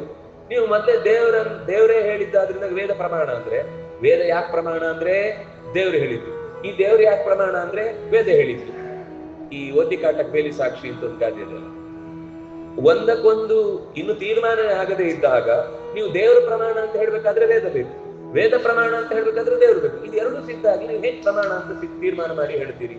ಅದನಿಗೆ ನೀವು ದೇವರಿಂದ ವೇದ ನಿರ್ಮಾಣ ಆಯ್ತು, ರಚನೆ ಆಯ್ತು, ಅದ್ರಿಂದ ಪ್ರಮಾಣ ಹೇಳಲಿಕ್ಕೆ ಆಗುದಿಲ್ಲ. ಹಾಗಾದ್ರೆ ದೊಡ್ಡ ಪ್ರಾಬ್ಲಮ್ ಆಯ್ತು ಇದು. ಇನ್ನು ಹಾಗಾದ್ರೆ ನಾವು ವೇದವನ್ನ ಬಿಟ್ಬಿಡೋಣವಾ, ಯಾಕಪ್ಪ ಈ ರಗಳೆ ಅಂತ? ಅದಕ್ಕೆ ಇಲ್ಲ ಅಂದು. ಯಾಕೆಂದ್ರೆ ಲೋಕದಲ್ಲಿ ಧರ್ಮಾಧರ್ಮಗಳಿವೆ. ಋಷಿಗಳು ಆ ಮಂತ್ರಗಳನ್ನ ಕಂಡದ್ದಿದೆ. ಮತ್ತೆ ಅದು ದೇವರು ರಚನೆ ಮಾಡಿದ್ದಲ್ಲ, ಸ್ವತಃ ದೇವರೇ ಹೇಳ್ಕೊಂಡಿದ್ದಾನೆ, ನಾನು ವೇದವನ್ನ ರಚನೆ ಮಾಡ್ಲಿಲ್ಲ. ವೇದಾಂತ ಕೃತ್ ವೇದ ವಿದೇವ ಚ ವೇದವಿತ್, ನಾನು ವೇದವನ್ನು ತಿಳಿದಿದ್ದೇನೆ ಹೇಳಿದ ಹೊರತು ವೇದವನ್ನು ರಚಿಸಿದ್ದೇನೆ ಹೇಳಲಿಲ್ಲ. ಪುರಾಣಗಳನ್ನು ರಚಿಸಿದ್ದು ವೇದವ್ಯಾಸರಿಗೆ ಅವರ ಕ್ರೆಡಿಟ್ ಕೊಡ್ತಾರೆ. ಸೂತ್ರಗಳನ್ನು ರಚಿಸಿದ್ದಕ್ಕೆ ವೇದವ್ಯಾಸರಿಗೆ ಕ್ರೆಡಿಟ್ ಇದೆ. ಆದ್ರೆ ವೇದ ರಚಿಸಿದ್ದಕ್ಕೆ ಯಾರಿಗೂ ಕ್ರೆಡಿಟ್ ಇಲ್ಲ. ವೇದ ಇದೆ, ಬರೆದವ್ರು ಯಾರು ಇಲ್ಲ. ಈಗ ಒಂದು ಸುಮ್ಮನೆ ಯೋಚನೆ ಮಾಡಿದ್ರೆ ಯಾವುದೇ ಒಂದು ಕೃತಿ ಒಂದು ಕಾಲದ ಪರಂಪರೆಯಲ್ಲಿ ಓದ್ತಾ ಬಂದದ್ದು ಯಾರು ಬರೆದಿದ್ದು ಅಂತ ಅವರ ಪೂರ್ವದವರಿಗೆ ಗೊತ್ತಿದೆ. ಈಗ ಕಾಳಿದಾಸ ಇರುವ ತನಕ, ಕಾಳಿದಾಸ ಅಂದ್ರೆ ನಾವೀಗ ಅಭಿಜ್ಞಾನ ಶಾಕುಂತಲವನ್ನು ಓದ್ತಾ ಇದ್ದೇವೆ ಅಂದ್ರೆ ನಮ್ಮ ಹಿರಿಯರು ಕಾಳಿದಾಸನಿಗೆ ಬಂದು ನಿಲ್ಲುತ್ತೆ ಅವ್ನು ಬರೆದಿದ್ದು ಅಂತ. ಆದ್ರೆ ಹಿಂದೆ ಅಭಿಜ್ಞಾನ ಶಾಕುಂತಲ ಅನ್ನೋದು ಇರ್ಲಿಲ್ಲ. ಹಾಗೆ ನೀವು ಯಾವುದೇ ಲೋಕದ ಕೃತಿಗಳನ್ನೇ ಹೇಳಿ ಅದೆಲ್ಲದಕ್ಕೂ ಒಬ್ಬ ಕರ್ತೃವಿನಲ್ಲಿ ನಿಂತು ಬಿಡುತ್ತೆ. ಆದ್ರೆ ವೇದಕ್ಕೆ ಮಾತ್ರ ಇಲ್ಲಿ ತನಕ ಅದಕ್ಕೆ ಅದರ ಸ್ವರ ಹಾಗೇ ಇದೆ. 16,000 ವರ್ಷಗಳಿಂದಲೂ ಕೂಡ ಅದರ ಸ್ವರ ಹಾಗೇ ಇದೆ, ಅದರ ಆನುಪೂರ್ವಿ ಹಾಗೇ ಇದೆ, ಅದಕ್ಕೆ ಋಷಿಗಳ ಹೆಸರು ಹಾಗೆ ಇದೆ, ಅದಕ್ಕೆ ದೇವತಾ ಹೆಸರು ಇದೆ, ಅದಕ್ಕೆ ಛಂದಸ್ಸು ಇದೆ, ಅದು ಕ್ರಮವಾಗಿ ಇದೇ ಕ್ರಮದಲ್ಲಿದೆ. ಇಷ್ಟೆಲ್ಲ ನೆನ್ಪಿಟ್ಕೊಂಡವರು ಅದರ ರಚನೆ ಮಾಡಿದ್ಯಾರು ಅಂತ ಮರ್ತು ಬಿಡ್ತಾರ? ಇಷ್ಟು ದೊಡ್ಡ ಪರಂಪರೆ, 16,000 ಮಂತ್ರಗಳನ್ನ ತಲೆಯಲ್ಲಿ ಇಟ್ಟುಕೊಂಡು ಅಭ್ಯಾಸ ಮಾಡೋರಿದ್ದಾರೆ ಇವತ್ತಿಗೂ. ಅಷ್ಟು ಮಂತ್ರಗಳ ಪರಿವಾರವನ್ನ ನೆನಪಿಟ್ಕೊಂಡವರಿಗೆ ಅದು ಯಾರು ರಚನೆ ಮಾಡಿದ್ದು ಅಂತ ಇಷ್ಟು ಜನರಿಗೆ, ಅದು ವಸಿಷ್ಠರಿರ್ಬೋದು, ವಿಶ್ವಾಮಿತ್ರರಿರ್ಬೋದು, ಅವರೆಲ್ಲರೂ ಕೂಡ ಅವ್ರೇನ್ ಹೇಳಿದ್ರು ಅಂದ್ರೆ, ನಮಗೆ ಹಿಂದೆ ಹೆಂಗೆ ಕಂಡಿತೋ, ನಮ್ಮ ಹಿಂದಿನವರಿಗೆ ಹೇಗೆ ಕಂಡಿತೋ ನಾವು ಕೂಡ ಹಾಗೆ ಕಂಡಿದ್ದೇವೆ ಅಂತ ಹೇಳಿದ್ರು. ಪೂರ್ವಂ ಯಥಾ ಪ್ರತ್ಯಭಾತಂ ತಥೈವ ಪ್ರತ್ಯಭಾತಂ. ಹಿಂದಿನವರಿಗೆ ಹೇಗೆ ಕಂಡಿತೋ ಹಾಗೆ ಇವಾಗಲೂ ಕೂಡ ನಾವು ಕಂಡಿದ್ದೇವೆ. ಅವ್ರ ಹತ್ರ ಕೇಳಿದ್ರೆ ಅವರ ಹಿಂದಿನವರು ಹೇಳ್ತಾರೆ, ಅವ್ರ ಹತ್ರ ಕೇಳಿದ್ರೆ ಅವರ ಹಿಂದಿನವರು ಹೇಳ್ತಾರೆ. ಹಾಗಾದ್ರೆ ಒಂದು ಅಂಶ ಅರ್ಥ ಆಯ್ತು, ಇದು ಯಾರು ಬರ್ದದ್ದಲ್ಲ. ಈಗ ಯಾರೋ ಬರ್ದದ್ದು, ಅವನು ಸರ್ವಜ್ಞ ಅಂತ ಹೇಳುದು, ಆ ಸರ್ವಜ್ಞ ಯಾರು ಅಂತ ಗಲಾಟೆ ಮಾಡುದು, ಈ ಎಲ್ಲ ಸಮಸ್ಯೆಗಿಂತ ಯಾರೂ ಬರೆಯದೇ ಇರುವಂತಹ ಒಂದು ವಾಕ್ಯಗಳ ಸಮೂಹದಿಂದ ಧರ್ಮಾಧರ್ಮಗಳು, ಯಾಕಂದ್ರೆ ಲೋಕದಲ್ಲಿ ಧರ್ಮಾಧರ್ಮಗಳಿವೆ, ಆ ಧರ್ಮವನ್ನು ಹೇಳುವಂತಹ ವಾಕ್ಯಗಳು ಕಾಣಿಸ್ತಿವೆ. ಆದ್ರೆ ಯಾರು ಬರ್ದದ್ದು ಅಂತ ಒಂದು ಗೊತ್ತಿಲ್ಲ ಅನ್ನುವ ಕಾರಣಕ್ಕಾಗಿ ಅದನ್ನ ಅಪೌರುಷೇಯ ಅಂತ ಹೇಳಿಬಿಟ್ರೆ, ಯಾರು ಬರ್ದದ್ದಲ್ಲ ಅಂತ ಹೇಳಿಬಿಟ್ರೆ ಪ್ರಾಬ್ಲಮ್ ಸಾಲ್ವ್ ಆಯ್ತಲ್ವಾ? ಅಲ್ಲ ರೀ, ನೀವು ಚೂರು ತಲೆ ನೆಟ್ಟಗಿದ್ದು ಮಾತಾಡ್ತಿದ್ದೀರಾ ಅಥವಾ ಸುಮ್ಮನೆ ನಾವು ಕೇಳ್ತಾ ಇದ್ದೀವಿ ತಲೆ ಅಲ್ಲಾಡಿಸ್ತೀವಿ ಎಲ್ಲದಕ್ಕೂ ಅಂತ ಹೇಳ್ತಿದ್ದೀರಾ? ಲೋಕದಲ್ಲಿ ಯಾವ್ದಾದ್ರು ಒಂದು ವಾಕ್ಯ ಯಾರೂ ಬರೆಯದೆ ತನ್ನಿಂದ ತಾನೇ ರಚನೆ ಆಗುತ್ತಿದೆಯಾ? ಇಲ್ಲಿ ತನಕ ಒಂದೇ ಒಂದು, ನೀವು ಸುಮ್ಮನೆ ಕಂಪ್ಯೂಟರ್ ಮುಂದೆ ಕೂತ್ಕೊಳ್ಳೋದು, ಕಣ್ಣು ಮುಚ್ಚಿ ಕಟ ಕಟ ಕಟ ಕಟ ಕಟ ಕೊಟ್ಟುದು, ಅದು ನೀವೊಂದು 15 ನಿಮಿಷ ಕೊಟ್ಟಿದ್ಮೇಲೆ ಒಂದು ಅದ್ಭುತವಾದ ಪ್ರಮಾಣ ಗ್ರಂಥವಾಗಿ ಬರುತ್ತಾ? ಯಾರೋ ಬುದ್ಧಿಪೂರ್ವಕವಾಗಿ ವಾಕ್ಯವನ್ನು ಆಲೋಚನೆ ಮಾಡಿ ಶಬ್ದಗಳನ್ನು ಸೇರಿಸಿ ಬರ್ದ್ರೆ ಮಾತ್ರ ಲೋಕದಲ್ಲಿ ವಾಕ್ಯ ಆಗುದು ನೋಡ್ತೇವೆ ನಾವು. ಒಂದು ಇರುವೆ ಹೀಗೊಂದು ನೀರಲ್ಲಿ ಓಡಾಡಿ ಎಲ್ಲ ಕಡೆ ತಿರುಗುತ್ತೆ, ತಿರುಗಿದಾಗ ಒಂದಿಷ್ಟು ಅಕ್ಷರ ಆಗುತ್ತೆ, ಆದ್ರೂ ನಮ್ಮ ಹೆಸರು ಬಂದ್ಬಿಡ್ತು ಅಂತ ಇಟ್ಕೊಳ್ಳಿ. ಅಬ್ಬೋ, ನಮ್ಮ ಹೆಸರು ಬರೆದ ಇರುವೆ ನಮ್ಮ ಜನಕ ಅಂತ ನಾವು ಅದಕ್ಕೆ ನಮಸ್ಕಾರ ಮಾಡ್ಲಿಕ್ಕಾಗುತ್ತಾ? ಅಕಸ್ಮಾತ್ ಅದ್ ಏನೋ ಮಾಡ್ತೋ ಆಯ್ತು, ಒಂದು ಕಡೆ ಆಗ್ಬೋದು, ಆದ್ರೆ ಎಲ್ಲೆಲ್ಲಿ ಹೋಗುತ್ತಾ ಅದೆಲ್ಲ ಅಕ್ಷರನೇ ಆಗುತ್ತಾ? ಅದೆಲ್ಲ ವಾಕ್ಯನೇ ಆಗುತ್ತಾ? ಅದೆಲ್ಲ ನಮ್ಗೆ ಉಪಯೋಗಕ್ಕಾಗುವ ಪ್ರಮಾಣ ವಾಕ್ಯಗಳೇ ಆಗುತ್ತಾ? ಇಲ್ಲ. ಆದ್ರಿಂದಾಗಿ ಜಗತ್ತಿನಲ್ಲಿ ಯಾರು ಬರೆಯದೆ ಒಂದು ವಾಕ್ಯ ಅನ್ನೋದನ್ನ ಸಣ್ಣ ಮಗುವಿಗೆ ಹೇಳಿದ್ರೆ ಅರ್ಥ ಆಗುತ್ತೆ, ಇದು ಅಪ್ಪಟ ಸುಳ್ಳು ವಿಷಯ. ಯಾರು ಬರೆಯದೆ, ಯಾರು ಬುದ್ಧಿಪೂರ್ವಕವಾಗಿ ಯೋಚಿಸದೆ ಒಂದು ವಾಕ್ಯ ಬರ್ಲಿಕ್ಕೆ ಸಾಧ್ಯ ಇಲ್ಲ. ತುಂಬಾ ಕಷ್ಟ ಆಯ್ತಲ್ಲ ಅರ್ಥ ಮಾಡ್ಕೊಳ್ಳಿಕ್ಕೆ. ವೇದ ಕಾಣಿಸ್ತಿದೆ, ಬರ್ದವ್ರು ಯಾರು ಅಂತ ಯಾರಿಗೆ ಇಲ್ಲಿ ತನಕ ಗೊತ್ತಿಲ್ಲ. ಆದ್ರೆ ಅದನ್ನು ಒಪ್ಪಿಕೊಳ್ಳಿಕ್ಕೆ ಲೋಕದಲ್ಲಿ ಒಂದಿರುವ ಸಾಮಾನ್ಯ ನಮಗೆ ಒಂದು ತರ್ಕವೇ ದೊಡ್ಡ ಅಪೋಸಿಟ್ ಪಾರ್ಟಿಯಲ್ಲಿ ಬಂದು ಕೂತು ಬಿಟ್ಟಿದೆ. ಏನ್ ಮಾಡುದು ಅಂತ ಸ್ವಲ್ಪ ಪ್ರಶ್ನೆ. ಆವಾಗ ಕೆಲವು ನಮ್ಮ ತರ್ಕಗಳಿಗೆ ನೀರಿದ್ದಿದೆ ಅಂತ ಹೇಳ್ತಾರೆ. ನಾವು ತರ್ಕ ಮಾಡ್ತೇವೆ ಸರಿ, ನಮಗೆ ತರ್ಕ ಎಲ್ಲಿ ಸರಿ ಹೋಗುತ್ತೆ ಅಂದ್ರೆ ಕಣ್ಣಿಗೆ ಕಾಣುವ ಸಂಗತಿಯಲ್ಲಿ ತರ್ಕ ಸರಿ ಹೋಗುತ್ತೆ, ಕಣ್ಣಿಗೆ ಕಾಣದ ಸಂಗತಿಗಳಲ್ಲಿ ನಮಗೆ ತರ್ಕ ಹೋಗುದಿಲ್ಲ. ನಿನಗೆ ಸ್ವಲ್ಪ ಇನ್ನೊಂದು ರೀತಿಯಿಂದ ಅಪೌರುಷೇಯ ಅಂದ್ರೆ ಅರ್ಥ ಮಾಡಿಸುವ ಪ್ರಯತ್ನ ಮಾಡ್ತೇನೆ. ಒಂದು ಹೇಳಿದೆ ನಾನು ಹಿಂದೆ, ಯಾಕೆಂದ್ರೆ ಋಷಿಗಳು ಎಷ್ಟು ಮಂತ್ರಗಳನ್ನ ಕಾಣುವಾಗ್ಲೂ ಅವ್ರೇನು ಹೇಳ್ತಾರೆ ಅಂದ್ರೆ, ನಾವು ಹಿಂದೆ ಕಂಡ ಮಂತ್ರಗಳ, ಹಿಂದಿನ ಋಷಿಗಳು ಕಂಡದ್ದನ್ನೇ ಈಗ ಮತ್ತೆ ಕಾಣ್ತಾ ಇದ್ದೇವೆ ಅಂತ ಹೇಳ್ತಿದ್ದಾರೆ. ಅವ್ರ ಹತ್ರ ಕೇಳಿದ್ರೆ ಅವರು ಪೂರ್ವ ಕಂಡ ಋಷಿಗಳ ಹೆಸರು ಹೇಳ್ತಾರೆ, ಅವ್ರ ಹತ್ರ ಕೇಳಿದ್ರೆ ಅವರಿಗಿಂತ ಪೂರ್ವ ಕಂಡವರ ಹೆಸರು ಹೇಳ್ತಾರೆ. ಅದು ನಿಲ್ಲುವುದೇ ಇಲ್ಲ. ಹೀಗೆ ನಿರಂತರ ಹಾಗಾದ್ರೆ ಪ್ರತಿಯೊಬ್ಬರು ಕೂಡ ಕಂಡದ್ದು ಕಂಡದ್ದು ಕಂಡದ್ದು ಅಂತ ಹೇಳ್ತಾರೆ. ಹಾಗಾದ್ರೆ ಅದು ಎಲ್ಲೋ ಇದೆ, ಇಲ್ಲದನ್ನು ಕಾಣ್ಲಿಕ್ಕೆ ಸಾಧ್ಯ ಇಲ್ಲ. ಈಗ ಗುರುತ್ವಾಕರ್ಷಣ ಶಕ್ತಿಯನ್ನು ಕಂಡು ಹಿಡಿದ್ರು, ಸರಿ, ಕಂಡು ಹಿಡಿದ್ರು ಅದಕ್ಕಿಂತ ಮುಂಚೆ ಹಣ್ಣು ಬೀಳ್ತಿರ್ಲಿಲ್ವಾ ಕೆಳಕ್ಕೆ? ಬಿದ್ದಾಗ ಟಣ್ ಅಂತ ಬಿದ್ದು, ಯಾಕೆ ಕೆಳಗೆ ಬಿದ್ದು, ಮೇಲೆ ಯಾಕೆ ಬೀಳಲಿಲ್ಲ ಅಂತ ಅವ್ರಿಗೆ ಪ್ರಶ್ನೆ ಬಂತು. ಆವಾಗ ಅದನ್ನು ಯೋಚನೆ ಮಾಡಿದ್ರು, ಅದಕ್ಕಿಂತ ಮುಂಚೆ ಗುರುತ್ವಾಕರ್ಷಣ ಶಕ್ತಿ ಇರ್ಲಿಲ್ಲ ಅಂತ ಅರ್ಥನ? ಅಪಾನಂ ಪ್ರತ್ಯಗಸ್ಯತಿ ಮಧ್ಯೇವಾಮನಮಾಸೀನಂ ವಿಶ್ವೇ ದೇವ ಉಪಾಸತೆ ಅಂತ ಕಠ ಪ್ರತ್ಯಗಸ್ಯತಿ, ಭೂಮಿ ಕೆಳಕ್ಕೆ ತನ್ನ ಗುರುತ್ವಾಕರ್ಷಣ, ಅದಕ್ಕೆ ಅಪಾನ ಶಕ್ತಿ ಅಂತ ಕರೀತಾರೆ ಅವರು, ಅಥವಾ ಸಂಕರ್ಷಣ ಶಕ್ತಿ ಅಂತ ಕರೀತಾರೆ. ಭೂಮಿಗೆ ಒಂದು ಕೆಳಕ್ಕೆ ಸೆಳೆಯುವ ಶಕ್ತಿ ಇದೆ ಅಂತ ವೇದ ಹೇಳುತ್ತೆ. ನಾವು ಓದಿಲ್ಲ, ಅದರಿಂದಾಗಿ ನಾವು ಕೊನೆಗೆ ಐನ್ಸ್ಟೈನಿಗೋ ಆರ್ಕಿಮಿಡಿಸ್ಗೋ ಇನ್ಯಾರ್ಯಾರಿಗೋ ಯಾವ್ಯಾವುದೋ ತತ್ವಗಳಿಗೆ ತಲೆಗೆ ಅವರು ಕಂಡು ಹಿಡಿದದ್ದು ಅಂತ ಕೊಟ್ಟೆವು. ಕಂಡು ಹಿಡಿದೆ, ಯಾಕಂದ್ರೆ ಅವರೇನು ಸುಮ್ಮನೆ ಕೂತು ಏನು ಬದುಕನ್ನ ನಮ್ಮ ಹಾಗೆ ಹಾಳು ಮಾಡ್ಲಿಲ್ಲ, ಒಳ್ಳೆ ವಿಷಯವನ್ನೇ ಲೋಕಕ್ಕೆ ಕೊಟ್ರು. ಆದ್ರೆ ನಾವೇನ್ ಅನ್ಕೊಂಡಿದ್ವಿ, ಅದಕ್ಕಿಂತ ಮುಂಚೆ ಗೊತ್ತಿರ್ಲಿಲ್ಲ ಅನ್ಕೊಂಡ್ವಿ. ಅದಲ್ಲ, ಋಷಿಗಳಿಗೆ ಗೊತ್ತಿತ್ತು, ಅದನ್ನು ಅವರು ಮೆನ್ಷನ್ ಮಾಡಿದ್ದಾರೆ. ಅದು ಜಗತ್ತಿನ ಅಂದ್ರೆ ವಸ್ತುಸ್ಥಿತಿ. ಅವರು ಈ ಗುರುತ್ವಾಕರ್ಷಣೆ ಅನ್ನೋದೇನಿದೆ ಅದು ಜಗತ್ತಿನ ವಸ್ತುಸ್ಥಿತಿ, ಅದು ಯಾರು ಮಾಡುವುದಲ್ಲ. ಯಾರೋ ಒಬ್ರು ತಂದಿಟ್ಟ ಮೇಲೆ ಗುರುತ್ವಾಕರ್ಷಣೆ ಬರುವುದಲ್ಲ, ಅದು ಇದೆ. ಇದ್ದದ್ದು ಗೊತ್ತಾಯ್ತಲ್ವಾ, ಅದನ್ನ ಋಷಿಗಳು ದಾಖಲೆ ಮಾಡಿದ್ರು.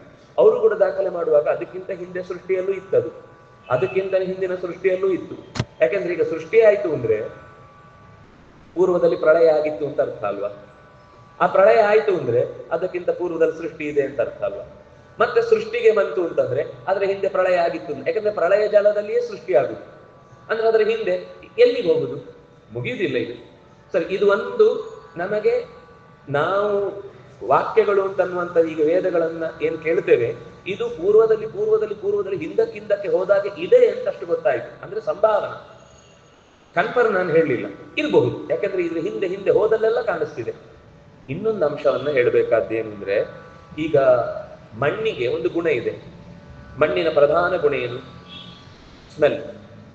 ಮಣ್ಣಿನಲ್ಲೇ ಇರುವ ಗುಣ. ಈ ಮಳೆ ಬಂದ್ರೆ ಅಂದ್ರೆ ಚೆನ್ನಾಗಿ ಕಾದ ನೆಲದ ಮೇಲೆ ಚೆನ್ನಾಗಿ ಬಿಸಿಲ ಬಳಿಕದ ಮಳೆ, ಅದು ಎಂಥ ಗಂಧವನ್ನ ಕೊಡುತ್ತೆ ಅಂದ್ರೆ ಅತ್ಯಂತ ಆನಂದ. ಅದು ನೀರಿನಲ್ಲಿ ಗಂಧ ಇಲ್ಲ. ನೀರಿನಲ್ಲಿ ಮಣ್ಣಿನ ವಸ್ತು ಸೇರಿದಾಗ ಗಂಧ ಬರುತ್ತೆ. ಅದಕ್ಕೆ ಸ್ವತಂತ್ರವಾದ ನೀರಿನಲ್ಲಿ ಯಾವ ಗಂಧವೂ ಇಲ್ಲ. ನೀರಿನಲ್ಲಿರುವ ಎಕ್ಸ್ಕ್ಲೂಸಿವ್ ಕ್ವಾಲಿಟಿ ಯಾವುದು? ರುಚಿ, ಟೇಸ್ಟ್. ಬರೀ ಹಿಟ್ಟು ಬಾಯಿಗೆ ಹಾಕೊಂಡ್ರೆ ಕೆಮ್ಮು ಬರುತ್ತೆ. ಅದೇ ಹಿಟ್ಟನ್ನು ನೀರಲ್ಲಿ ಕಲಸಿ ಬಾಯಿಗೆ ಹಾಕೊಂಡ್ರೆ ರುಚಿ ಗೊತ್ತಾಗುತ್ತೆ ಅಲ್ವಾ? ಹಾಗೆ ಬೆಂಕಿಯ ಎಕ್ಸ್ಕ್ಲೂಸಿವ್ ಕ್ವಾಲಿಟಿ ಏನು? ಅದನ್ನ ನೆಕ್ಕಿದ್ರೆ ಗೊತ್ತಾಗುತ್ತೆ ರುಚಿ. ರುಚಿ ಹೋಗುತ್ತೆ ಅಷ್ಟೇ. ಅದರ ಎಕ್ಸ್ಕ್ಲೂಸಿವ್ ಯಾವುದು? ರೂಪ, ಬಣ್ಣ. ಬೆಂಕಿಯ ಅಪರೂಪದ ಗುಣ ಯಾವುದು ಅಂದ್ರೆ ಅದರಲ್ಲಿ ಮಾತ್ರ ಇರುವ ಎಕ್ಸ್ಕ್ಲೂಸಿವ್ ಯಾವುದು ಅಂದ್ರೆ ರೂಪ. ಗಾಳಿಗೆ ಅದರ ಎಕ್ಸ್ಕ್ಲೂಸಿವ್ ಅದು ನೋಡಿ, ಗಾಳಿ ಬೆಂಕಿ ಬಿಟ್ಟು ರೂಪ ಇಲ್ಲ, ನೀರು ಬಿಟ್ಟು ರುಚಿ ಇಲ್ಲ, ಮಣ್ಣು ಬಿಟ್ಟು ಗಂಧ ಇಲ್ಲ. ಗಂಧ ಅನ್ನೋದು ಮಣ್ಣಿನದ್ದೇ ಎಕ್ಸ್ಕ್ಲೂಸಿವ್ ಕ್ವಾಲಿಟಿ. ಅದು ಒಟ್ಟಿಗೆ ಇದೆ. ಯಾವಾಗದಿಂದ ಮಣ್ಣಿದೆಯೋ ಆವಾಗದಿಂದ ಗಾಳಿ ಇದೆ. ಆಕಾಶ ಕೊನೆಯದು. ಆಕಾಶ ಹುಟ್ಟುವುದಿಲ್ಲ. ಹುಟ್ಟುತ್ತಾ? ಹುಟ್ಟುವುದಿಲ್ಲ. ಆಕಾಶ ಹುಟ್ಟುತ್ತಾ? ಆಕಾಶ ಹುಟ್ಟಿತು ಯಾರೋ ಹೇಳಿದ್ರು. ಎಲ್ಲಿ? ಎಲ್ಲಿ ಅಂದ್ರೆ ಯಾವುದೊಂದು ಆಕಾಶವೇ ಹೇಳ್ಬೇಕಲ್ಲ. ಆಕಾಶ ಹುಟ್ಟಿತು ಅಂದ್ರೆ ಎಲ್ಲೋ ಒಂದ್ ಕಡೆ ಜಾಗ ಇದ್ದಲ್ಲಿ ಹುಟ್ಟಬೇಕು. ಆ ಜಾಗ ಯಾವ್ದು? ಅದೇ ಆಕಾಶ. ಮತ್ತೆ ಹುಟ್ಟುದು ಅಂದ್ರೆ ಆದ್ರೂ ವೇದದಲ್ಲಿ ಆಕಾಶ ಹುಟ್ಟಿತು ಅಂತ ಒಂದು ಮಾತಿದೆ. ಆತ್ಮನ ಆಕಾಶ ಸಂಭೂತ. ಅಲ್ಲಿ ಏನ್ರಿ ಹೇಳಿದ್ದು? ನೀವು ಆಕಾಶ ಹುಟ್ಟಲ್ಲ ಅಂತ ಹೇಳಿ ವೇದ ಕೊಟ್ಟು ಕನ್ಫ್ಯೂಸ್ ಮಾಡ್ತಿದ್ದೀರಲ್ಲ ಅಂದ್ರೆ, ಎರಡು ತರದ ಆಕಾಶ ಇದೆ. ಒಂದು ಅವಿಕೃತವಾದ ಆಕಾಶ, ಅವ್ಯಾಕೃತ ಅಂತಾರೆ. ಅದು ನಾಶ, ಬದಲಾಗದ, ವಿಕಾರವಾಗದ, ವ್ಯತ್ಯಾಸವಾಗದ ಆಕಾಶ. ಈಗ ನಾವು ಇರುವ ಆಕಾಶ ಇದೆಯಲ್ಲ, ಇದು ನಮ್ಗೆ ಉಸಿರಾಟಕ್ಕೆ ಅನುಕೂಲಕರವಾದ ಒಂದು ವಾತಾವರಣವನ್ನು ಕಲ್ಪಿಸಿದ ಈ ತರದ ಜೈವಿಕ ಬದುಕಿಗೆ ಬೇಕಾದ ಅಟ್ಮಾಸ್ಫಿಯರ್ ಕ್ರಿಯೇಟ್ ಆಗ್ಲಿಕ್ಕೆ ಬೇಕಾದಂತದ್ದೊಂದು ಏನಿದೆ ಅದು ಭೂತಾಕಾಶ. ಅಂದ್ರೆ ಇಲ್ಲಿ ಅಲ್ಟ್ರಾ ವೈಲೆಟ್ ಕಿರಣ ಅಂತ ನಾವೇನು ಹೇಳ್ತೇವೆ, ಇದರ ಆಚೆಗೆ ಓಝೋನ್ ಪದರದಿಂದ ಆಚೆಗೆ ಹೋದ್ರೆ ಮನುಷ್ಯ ಬದುಕಲಿಕ್ಕಾಗಲ್ಲ. ಈ ತರದ ವಾತಾವರಣಕ್ಕೆ ಯೋಗ್ಯವಾದ ಒಂದು ಆಕಾಶ ಬಂತಲ್ಲ, ಅದು ಭೂತಾಕಾಶ. ಅದು ಹುಟ್ಟತ್ತೆ. ಆದ್ರೆ ಆಕಾಶದ ಸೂಕ್ಷ್ಮ ನಿಜವಾದ ಆಕಾಶದ ಸ್ವರೂಪ ಯಾವುದು ಅಂದ್ರೆ ಅವಿಕಾರವಾದ ಆಕಾಶ. ಅದು ಲಕ್ಷ್ಮೀದೇವಿಯಿಂದ ಅಭಿಮನ್ಯವಾದ, ಭೂಮಿಯಿಂದ ಆಚೆಗೆ ಇರುವ, ಜಗತ್ತಿನ ಎಲ್ಲಾ ಕಡೆ ಸೇರಿರುವ ಒಂದು ಆಕಾಶ ಅದು. ಆಕಾಶದ ಈಗ ನೀರಿನ ಗುಣ ರುಚಿ, ಗಾಳಿಯ ಗುಣ ಸ್ಪರ್ಶ, ಬೆಂಕಿಯ ಗುಣ ರೂಪ, ಮಣ್ಣಿನ ಗುಣ ಗಂಧ. ಹಾಗೇನೆ ಆಕಾಶಕ್ಕೊಂದು ಗುಣ ಇದೆ. ಯಾವಾಗದಿಂದ ಆಕಾಶ ಇದೆಯೋ ಆವಾಗದಿಂದ ಅದಕ್ಕೊಂದು ಗುಣ ಇದೆ. ಆಕಾಶ ಯಾವಾಗದಿಂದ ಇದೆ ಗೊತ್ತಿಲ್ಲ. ಆಕಾಶ ಇದೆ ಯಾವಾಗದಿಂದ ಅನ್ನೋದು ನಮ್ಗೆ ಇವಾಗ ಭೂತಾಕಾಶ ಒಂದು ಸೃಷ್ಟಿ ಆರಂಭದಲ್ಲಿ ಕಾಣುತ್ತೆ ಬಿಟ್ರೆ, ಅದಕ್ಕಿಂತ ಪೂರ್ವದಲ್ಲಿ ಅವ್ಯಾಕೃತ ಆಕಾಶ ಇದ್ದೇ ಇದೆ. ಆ ಆಕಾಶದ ಗುಣ ಯಾವುದು ಅಂದ್ರೆ ಶಬ್ದ. ಆಕಾಶದ ಗುಣ ಯಾವುದು ಅಂದ್ರೆ ಶಬ್ದ. ಯಾವಾಗ ಆಕಾಶ ಇರುವುದಿಲ್ವೋ ಆವಾಗ ಶಬ್ದ ಹೋಗುವುದಿಲ್ಲ. ಈ ಇಡೀ ಕೋಣೆಯನ್ನ ಬ್ಲಾಕ್ ಮಾಡಿ ನಾನು ಆ ಗೋಡೆಯಲ್ಲಿ ಆ ಕಡೆಯಿಂದ ಮಾತಾಡಿದ್ರೆ ನೀವು ಆ ಗೋಡೆಯಿಂದ ಆಚೆ ಇರೋರಿಗೆ ಕೇಳುತ್ತಾ? ಕೇಳಲ್ಲ. ಆದ್ರೆ ಇದು ಇಡೀ ಮಧ್ಯದಲ್ಲಿ ತಡೆ. ಅದಕ್ಕೆ ಸಹಕಾರ, ಗಾಳಿ ಸಹಕಾರ ಕೊಡುತ್ತೆ, ತರಂಗಾಂತರಗಳ ಮೂಲಕ ಕೊಡುತ್ತೆ ಅಂತ ಒಂದು ಅದಕ್ಕೆ ಸಂಬಂಧ ಇದೆ. ಆದ್ರೆ ಆಕಾಶ ಇದ್ರೆ ಮಾತ್ರ ನಮಗೆ ಶಬ್ದ ಅನ್ನೋದು ಹರಿಲಿಕ್ಕೆ ಸಾಧ್ಯ ಆಗುತ್ತೆ. ಅದು ಆಕಾಶದ ಎಕ್ಸ್ಕ್ಲೂಸಿವ್ ಗುಣ. ಹಾಗಾದ್ರೆ ಆಕಾಶ ಹುಟ್ಟಲಿಲ್ಲ ಅಂದ್ಮೇಲೆ ಶಬ್ದ ಎಲ್ಲಿಂದ ಹುಟ್ಟಬೇಕು? ಶಬ್ದವೂ ಇದೆ. ಆ ಶಬ್ದ ಯಾವುದು ಅಂದ್ರೆ ಇಡೀ ಜಗತ್ತಿನ ಕಾನ್ಸ್ಟಿಟ್ಯೂಷನ್. ಅದು ಸೃಷ್ಟಿಯಾಗುವುದು ಹೇಗೆ, ಅದು ಸ್ಥಿತಿ ಬರುವುದು ಹೇಗೆ, ಪ್ರಳಯ ಆಗುವುದು ಹೇಗೆ, ಆ ವ್ಯವಸ್ಥೆಗನುಗುಣವಾಗಿ ಭಗವಂತ ಸೃಷ್ಟಿ ಮಾಡ್ತಾ ಹೋಗ್ತಾನೆ. ಅದರ ಮಾತನ್ನ ವ್ಯತ್ಯಾಸ ಆಗ್ಲಿಕ್ಕೆ ಬಿಡುವುದಿಲ್ಲ. ವೇದ ಅನಾದಿ ಕಾಲದಿಂದ ಅನಂತ ಕಾಲದವರೆ ಈ ಜಗತ್ತಿನ ಸೃಷ್ಟಿ, ಸ್ಥಿತಿ, ಲಯ ಇತ್ಯಾದಿ ಕಾರ್ಯಕ್ರಮಗಳು ಹೇಗಾಗಬೇಕು ಅಂತ ಮ್ಯಾನ್ಯುವಲ್ ಆಗಿ ಪ್ರಪಂಚದ ಪ್ರತಿಯೊಂದು ಕಾಲದಲ್ಲೂ ಮತ್ತೆ ಮತ್ತೆ ಅದು ಋಷಿಗಳಿಗೆ ಬೇಕು ಅಂತಂದಾಗ ಅವರು ಟ್ಯೂನ್ ಆದಾಗ ತೆಗೆದುಕೊಡುತ್ತೆ. ಕೊಟ್ಟಾಗ ಜಗತ್ತಿನ ಅಸ್ತಿತ್ವವನ್ನು ಅರ್ಥ ಮಾಡಿಕೊಂಡು, ದೇವರನ್ನು ಅರ್ಥ ಮಾಡಿಕೊಂಡು, ತನ್ನ ಸಾಧನೆ ಮಾಡಿಕೊಂಡು ಬಿಡುಗಡೆಯ ದಾರಿಯನ್ನು ಹೊಂದುತ್ತಾನೆ. ಅಂದ್ರೆ ಆಕಾಶದ ಎಕ್ಸ್ಕ್ಲೂಸಿವ್ ಗುಣ ಶಬ್ದ. ಅದ್ಯಾವುದು ಅಂದ್ರೆ ವೇದ. ಅದು ಈಗ ನಾವೀಗ ಮಾತಾಡ್ತೇವಲ್ವಾ, ಈ ಮಾತು ಕೂಡ ಆಕಾಶದಲ್ಲಿ ರೆಕಾರ್ಡ್ ಆಗುತ್ತೆ. ನನಗೆ ಅದನ್ನು ವಾಪಸ್ಸು ಟ್ಯೂನಿಂಗ್ ಮಾಡುವ ಶಕ್ತಿ ಇದ್ರೆ ನಾನು ಆಡಿದ ಮಾತನ್ನ, ನಿನ್ನೆ ಆಡಿದ ಮಾತನ್ನ ಇವತ್ತು ಮತ್ತೆ ಪಡೆಯಬಹುದು. ಆದ್ರೆ ನಮ್ಗೆ ಅಷ್ಟು ಟ್ಯೂನಿಂಗ್ ಸಾಮರ್ಥ್ಯ ಬರಬೇಕಷ್ಟೇ. ಹಾಗೆ ವೇದ ಯಾಕೆ ಅದು ರೆಕಾರ್ಡ್ ಆಗುತ್ತೆ ಅಂದ್ರೆ ಆಕಾಶಕ್ಕೆ ಶಬ್ದವನ್ನು ಇಟ್ಟುಕೊಳ್ಳುವ ಶಕ್ತಿ ಇದೆ. ಯಾಕೆಂದ್ರೆ ಈಗಾಗಲೇ ಅದರಲ್ಲಿ ವೇದದಂತಹ ಅಪೂರ್ವವಾದ ಶಕ್ತಿ ಇದ್ದು ಅಭ್ಯಾಸ ಇದೆ. ಆದ್ರಿಂದ ನಮ್ಮ ಮಾತು ಕೂಡ ರೆಕಾರ್ಡ್ ಆಗುತ್ತೆ. ಆದ್ರೆ ನಮ್ಮ ಮಾತಿಗೆ ಹುಟ್ಟಿದೆ, ವೇದದ ಮಾತಿಗೆ ಹುಟ್ಟಿಲ್ಲ. ಅದು ನಿರಂತರ ಆಕಾಶದ ಗುಣವಾಗಿ ಅದರ ಜೊತೆಗೆ ಇದೆ. ನೀವು ವಸ್ತುವನ್ನು ಹೀಗೆ ಎತ್ತಿದ್ರೆ ಭಾರ ಅನ್ನೋದು ಅದರ ಗುಣ ಹೇಗೋ, ಹಾಗೆ ಆಕಾಶ ಅಂದ್ರೆ ಶಬ್ದ ಅನ್ನೋದು ಅದರ ಗುಣ. ಯಾರ ಮನಸ್ಸು ಭಗವಂತನ ಜೊತೆಗೆ ಮಿಂಗಲಾಗಿ ಟ್ಯೂನ್ ಆಗುತ್ತೋ ಆಗ ಆ ಮಂತ್ರದ ಅನುಸಂಧಾನ ಅವನಿಗೆ ಉಂಟಾಗುತ್ತೆ. ಇದರಿಂದ ಲೋಕದ ಸಂವಿಧಾನ ಅವನಿಗೆ ಗೊತ್ತಾಗುತ್ತೆ. ಲೋಕ ಹೇಗೆ ನಡಿಬೇಕು, ಯಾರಿಂದ ಸೃಷ್ಟಿಯಾಗುತ್ತೆ, ಯಾರು ಅವನ ಪರವಾಗಿ ಕೆಲಸ ಮಾಡುವವರು, ಯಾರು ಅಸುರರು, ಯಾರು ದೈವಿ ಸಂಪತ್ತುಳ್ಳವರು, ಯಾರು ಈ ಜಗತ್ತಿನ ಪ್ರಕೃತಿಯ ಭಾಗವಾಗಿಯೇ ನಡೀತಾರೆ, ಅಲ್ಲಿ ಸತ್ವರ ತಮಸ್ಸುಗಳು ಹೇಗಿವೆ, ಇದೆಲ್ಲ ಗೊತ್ತಾಗ್ಲಿಕ್ಕೆ ನಮಗೆ ವೇದವೇ ಋಷಿಗಳ ಮೂಲಕ ಮಂತ್ರದ ಮೂಲಕ ಅದು ಹೊರ ತೆಗೆದುಕೊಡುತ್ತೆ. ಹಾಗಾದ್ರೆ ಪುರುಷನಿಂದ ನಿರ್ಮಿತವಲ್ಲದ ನಿತ್ಯವಾದ ಆಕಾಶದಲ್ಲಿಯೇ ನಿತ್ಯವಾಗಿ ಇರುವ ಶಬ್ದವಾದ್ರಿಂದ ಅದಕ್ಕೆ ವೇದ ಅಂತ ಹೆಸರು. ವೇದವೇ ತನ್ನ ಬಗ್ಗೆ ಹೇಳ್ಕೊಳ್ಳುತ್ತೆ. ಏನು ಅಂತ? ವಾಚಾ ವಿರೂಪ ನಿತ್ಯಯ. ನಾನು ಎಲ್ಲೂ ಹುಟ್ಟಿಲ್ಲ, ಯಾರಿಂದನೂ ಹುಟ್ಟಿಲ್ಲ, ನಾನು ನಿತ್ಯವಾದ ಪದಗಳ ಸಮೂಹ. ಎಷ್ಟು ವಿಚಿತ್ರ ಅಂದ್ರೆ ಅದರ ಸ್ವರಾಕ್ಷರಗಳು ವ್ಯತ್ಯಾಸ ಆಗುದಿಲ್ಲ. ಅಗ್ನಿಮೀಳೆ ಪುರೋಹಿತಂ ಅಂತಿದೆಯಲ್ವಾ, ನನಗೆ ಯಾಕೋ ಅಗ್ನಿಮೀಳೆ ಚೆನ್ನಾಗಿಲ್ಲ, ನಾನು ವಕ್ನಿ ಅಂತ ಶಬ್ದ ಚೆನ್ನಾಗಿದೆ, ವಕ್ನಿಮೀಳೆ ಪುರೋಹಿತಂ ಅಂತ ಹೇಳ್ತೇನೆ ಅಂದ್ರೆ ಯಾರು ಒಪ್ಪಲ್ಲ.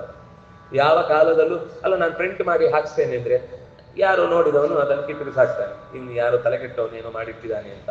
ವೇದದ ಸಾಲು ಸಮೂಹ ಸ್ವರಗಳು ಸಹಿತ ವ್ಯತ್ಯಾಸ ಆಗದಂತೆ ಎಷ್ಟು ಕಾಲದಿಂದ, ನಮ್ಗೆ ಬುದ್ಧಿ ಬಂದಂದಿನಿಂದ ಹಿಡಿದು ನೋಡಿದ್ರೆ 2500, 4000, 6000 ವರ್ಷದ ಹಿಂದಿನಿಂದ ಅದೇ ಕ್ರಮದಲ್ಲಿ ವೇದ ಉಳ್ಕೊಂಡು ಬಂದಿದೆ ಅಂದ್ರೆ ನಾವ್ಯಾರೋ ಮರ್ತ್ರೆ ವೇದ ಕ್ಲಾಸ್ ಇಲ್ಲ. ಮತ್ತೆ ವೇದ ಯಾರೋ ಒಬ್ಬ ಜ್ಞಾನಿಯಿಂದ ಮತ್ತೆ ಲೋಕಕ್ಕೆ ರಿವೀಲ್ ಆಗುತ್ತೆ, ಈ ಪ್ರಪಂಚದ ಸತ್ಯವನ್ನ ಹೇಳುತ್ತೆ, ಈ ಪರಮಾತ್ಮನ ತತ್ವವನ್ನು ಅದು ಮತ್ತೆ ವಿಷದಪಡಿಸುತ್ತೆ.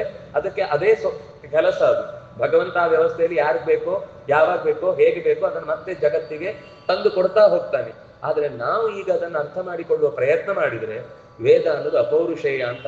ಅದರ ಬಗ್ಗೆ ನೀವು ಎಷ್ಟು ಚಿಂತಿಸಿದ್ರು ಅದು ಒಳಗಿನಿಂದ ಮತ್ತೆ ಮತ್ತೆ ಮನನ ಮಾಡಿದಾಗ ಮಾತ್ರ ದೃಢ ಆಗುತ್ತೆ. ಬರೀ ಈಗ ನಾನು ಹೇಳಿದ 4 ವಾದದ ಮಾತುಗಳಿಂದ, ತರ್ಕದ ಮಾತುಗಳಿಂದ, ಊಹೆಗಳಿಂದ ಅದನ್ನ ಸ್ಥಿರ ಮಾಡ್ಕೊಳ್ಳೋದು ಕಷ್ಟ. ಇರಬಹುದು, ಸರಿ ಇದೆ ವಾದ, ನಮ್ಗೆ ಅರ್ಥ ಆಗ್ಬೇಕು ಅಂದ್ರೆ ನಾವು ಮತ್ತೆ ಮನನ ಮಾಡಬೇಕು. ನಾನು ಹೇಳಿದ ಮಾತುಗಳಿಂದ ಅಷ್ಟರಿಂದಲೇನೆ. ಯಾಕೆಂದ್ರೆ ಆಚಾರ್ಯರೇ ವಿಷ್ಣು ತತ್ವ ನಿರ್ಣಯದಲ್ಲಿ ನಾವು ವೇದ ಅನ್ನುವ ಒಂದು ಪದಾರ್ಥ ಅಪೌರುಷೇಯ, ಅದು ಯಾರಿಂದಲೂ ರಚಿತ ಅಲ್ವ ಅನ್ನುವ ವಿಷಯವನ್ನ ಸಂಭಾವಿತ, ಸಾಧ್ಯ ಇದೆ ಅಂತ ನಿಮಗೆ ಅರ್ಥ ಮಾಡಿಸಬಹುದು ಹೊರತು ಅದು ಸಿದ್ಧ ಅಂತ ನಿಮ್ಮ ತಲೆ ಒಳಕ್ಕಂತೂ ಇರ್ಲಿಕ್ಕಾಗಲ್ಲ. ನಿಮ್ಗೆ ಅನುಭವಕ್ಕೆ ಬಂದ ಮೇಲೆ ಅವರಿಗೆ ನಿಶ್ಚಯ ಆಗುತ್ತೆ, ಕರೆಕ್ಟ್ ಅವ್ರು ಹೇಳಿದ ಮಾತು. ಯಾಕೆಂದ್ರೆ ಕೆಲವೆಲ್ಲ ವಿಷಯ ಹೇಳ್ತಾರೆ, ಎಲ್ಲೋ ದಾರಿಯಲ್ಲಿ ಏನು ಆಕ್ಸಿಡೆಂಟ್ ಆಯ್ತು, ಬಿದ್ದಿದೆ ಅಲ್ಲಿ, ನಮ್ಗೆ ಹೇಳಿದಾಗ ಹೂ ಅಂತೀವಿ. ಆದ್ರೂ ಆ ದಾರಿಯಲ್ಲಿ ಹೋಗುವಾಗ ಮತ್ತೊಂದ್ಸಲ ಒಂಚೂರು ಕಿಣಿಕಿ, ಕರೆಕ್ಟ್ ಅವ್ರು ಹೇಳಿದ್ರು ಅಂತ ಆಮೇಲೆ ನಿಶ್ಚಯ ಹೇಗಾಗುತ್ತೋ, ಅವ್ರು ಹೇಳಿದವರು ಪ್ರಾಮಾಣಿಕರೇ, ಅವ್ರ ಬಗ್ಗೆ ವಿಶ್ವಾಸ ಇತ್ತು, ಆದ್ರೂ ಹೋಗುವಾಗ ಒಂದ್ಸರ್ತಿ ಕನ್ಫರ್ಮೇಶನ್, ಅಲ್ಲಿ ತನಕ ಅದು ಇನ್ಫಾರ್ಮೇಶನ್, ಅಲ್ಲಿಗೆ ಹೋದ್ಮೇಲೆ ಕರೆಕ್ಟ್ ಅವ್ರು ಹೇಳಿದ ಇದೇ ಜಾಗದಲ್ಲಿ ಯಾರೋ ಬಿದ್ದಿದ್ದಾರೆ. ಕೆಲವೊಂದ್ಸಲ ಏನಾಗುತ್ತೆ, ಉಲ್ಟಾ ಇರುತ್ತೆ, ಹಾಗೆ ಇರುವುದಿಲ್ಲ. ಅಲ್ಲಿ ಯಾರೋ ತಾಗಿ ಸುಮ್ಮನೆ ಗಲಾಟೆ ಮಾಡಿರ್ತಾರೆ, ಹಾಗೆ ಏನೋ ದೊಡ್ಡದಾಗಿ ಗಲಾಟೆ ಆಗಲಿ, ಯಾರೋ ಒಬ್ಬ ಪ್ರಾಣ ಕಳ್ಕೊಂಡು ಬಿಟ್ಟ ಅಂತ ಏನೋ ರೆಕ್ಕೆ ಪುಕ್ಕ ಎಲ್ಲ ಸಿಕ್ಕಿಸಿ ಇಷ್ಟು ಉದ್ದ ಸುದ್ದಿ ಮಾಡ್ತಾರೆ. ಅಲ್ಲಿ ನೋಡಿದ್ರೆ ಇಲ್ಲರಿ ಸುಮ್ಮನೆ ಯಾರೋ ಜಗಳ ಆಡಿ ಹೋದವರು ಗಲಾಟೆ ಮಾಡ್ಕೊಂಡು ಕೂತಿದ್ದಾರೆ ಅಷ್ಟೇ. ಅಂದ್ರೆ ಕೆಲವೊಂದ್ ಸರ್ತಿ ಅದು ಸುಳ್ಳು ಆಗುತ್ತೆ. ಆ ಕಾರಣಕ್ಕಾಗಿ ವೇದಗಳು ನಮ್ಮ ಅನುಭವಕ್ಕೆ ಬಂದಾಗಲೇ ಅದನ್ನ ನಾವು ಪೂರ್ಣವಾಗಿ ಅಪೌರುಷೇಯ ಅಂತ ಹೇಳ್ಬೋದು. ಆದ್ರೆ ಆಚಾರ್ಯರು ಯಾವುದನ್ನು ಸುಮ್ನೆ ನಂಬುವವರಲ್ಲ. ಆದ್ರಿಂದ ಆಚಾರ್ಯರು ಅದನ್ನು ನಮಗೆ ಅಪೌರುಷೇಯ ಅಂತ ಗಟ್ಟಿ ಮಾಡಿ ಹೇಳಿದ್ರಿಂದ ಅವ್ರ ಮೇಲೆ ನಂಬಿಕೆ ಇದ್ದದ್ರಿಂದ ನಮ್ಗೆ ಈಗ ಇಲ್ಲ ಅಪೌರುಷೇಯ. ಯಾಕೆಂದ್ರೆ ಉಳಿದ ಎಲ್ಲರೂ ಕೂಡ ಅಪೌರುಷೇಯ ಅಂತ ಹೇಳಿದ್ರು, ಯಾರು ವೇದ ಒಪ್ಪುವವರು. ಆದ್ರೆ ಏನು ಅದಕ್ಕೆ ಸಮರ್ಥನೆಗೆ ಬೇಕಾದ ಪಾಯಿಂಟ್ಸ್ ಗಳನ್ನೇ ಕೊಡ್ಲಿಲ್ಲ. ಆದ್ರೆ ಆಚಾರ್ಯರು ಅದಕ್ಕೆ ಪರ್ಫೆಕ್ಟ್ ಆಗಿ, ನೀವು ಅದಕ್ಕೆ ವಿಷ್ಣು ತತ್ವ ನಿರ್ಣಯದ ಸಾರ ಅಂತ ನಮ್ಮ ವಿಶ್ವೇಶತೀರ್ಥ ಗುರುಗಳು ಬಹಳ ಸುಂದರವಾಗಿ ಈ ಭಾಗಗಳನ್ನೆಲ್ಲ ಕ್ರಮವಾಗಿ ಬಿಡಿಸ್ಕೊಂಡು, ಅಂದ್ರೆ ಲೌಕಿಕವಾದ ಉದಾಹರಣೆ ಕೊಟ್ಟುಕೊಂಡು ವಿವರಣೆ ಕೊಟ್ಟಿದ್ದಾರೆ. ನೀವೊಂದು 2-3 ಸರ್ತಿ ಓದಿದ್ರೆ ನಿಮ್ಗೆ ನಾನು ಹೇಳಿದ ಮಾತುಗಳ ಜೊತೆಗೆ ಈಗ ಅದು ಸೇರಿದ್ರೆ ಇನ್ನು ಹೆಚ್ಚು ದೃಢ ಆಗುತ್ತೆ.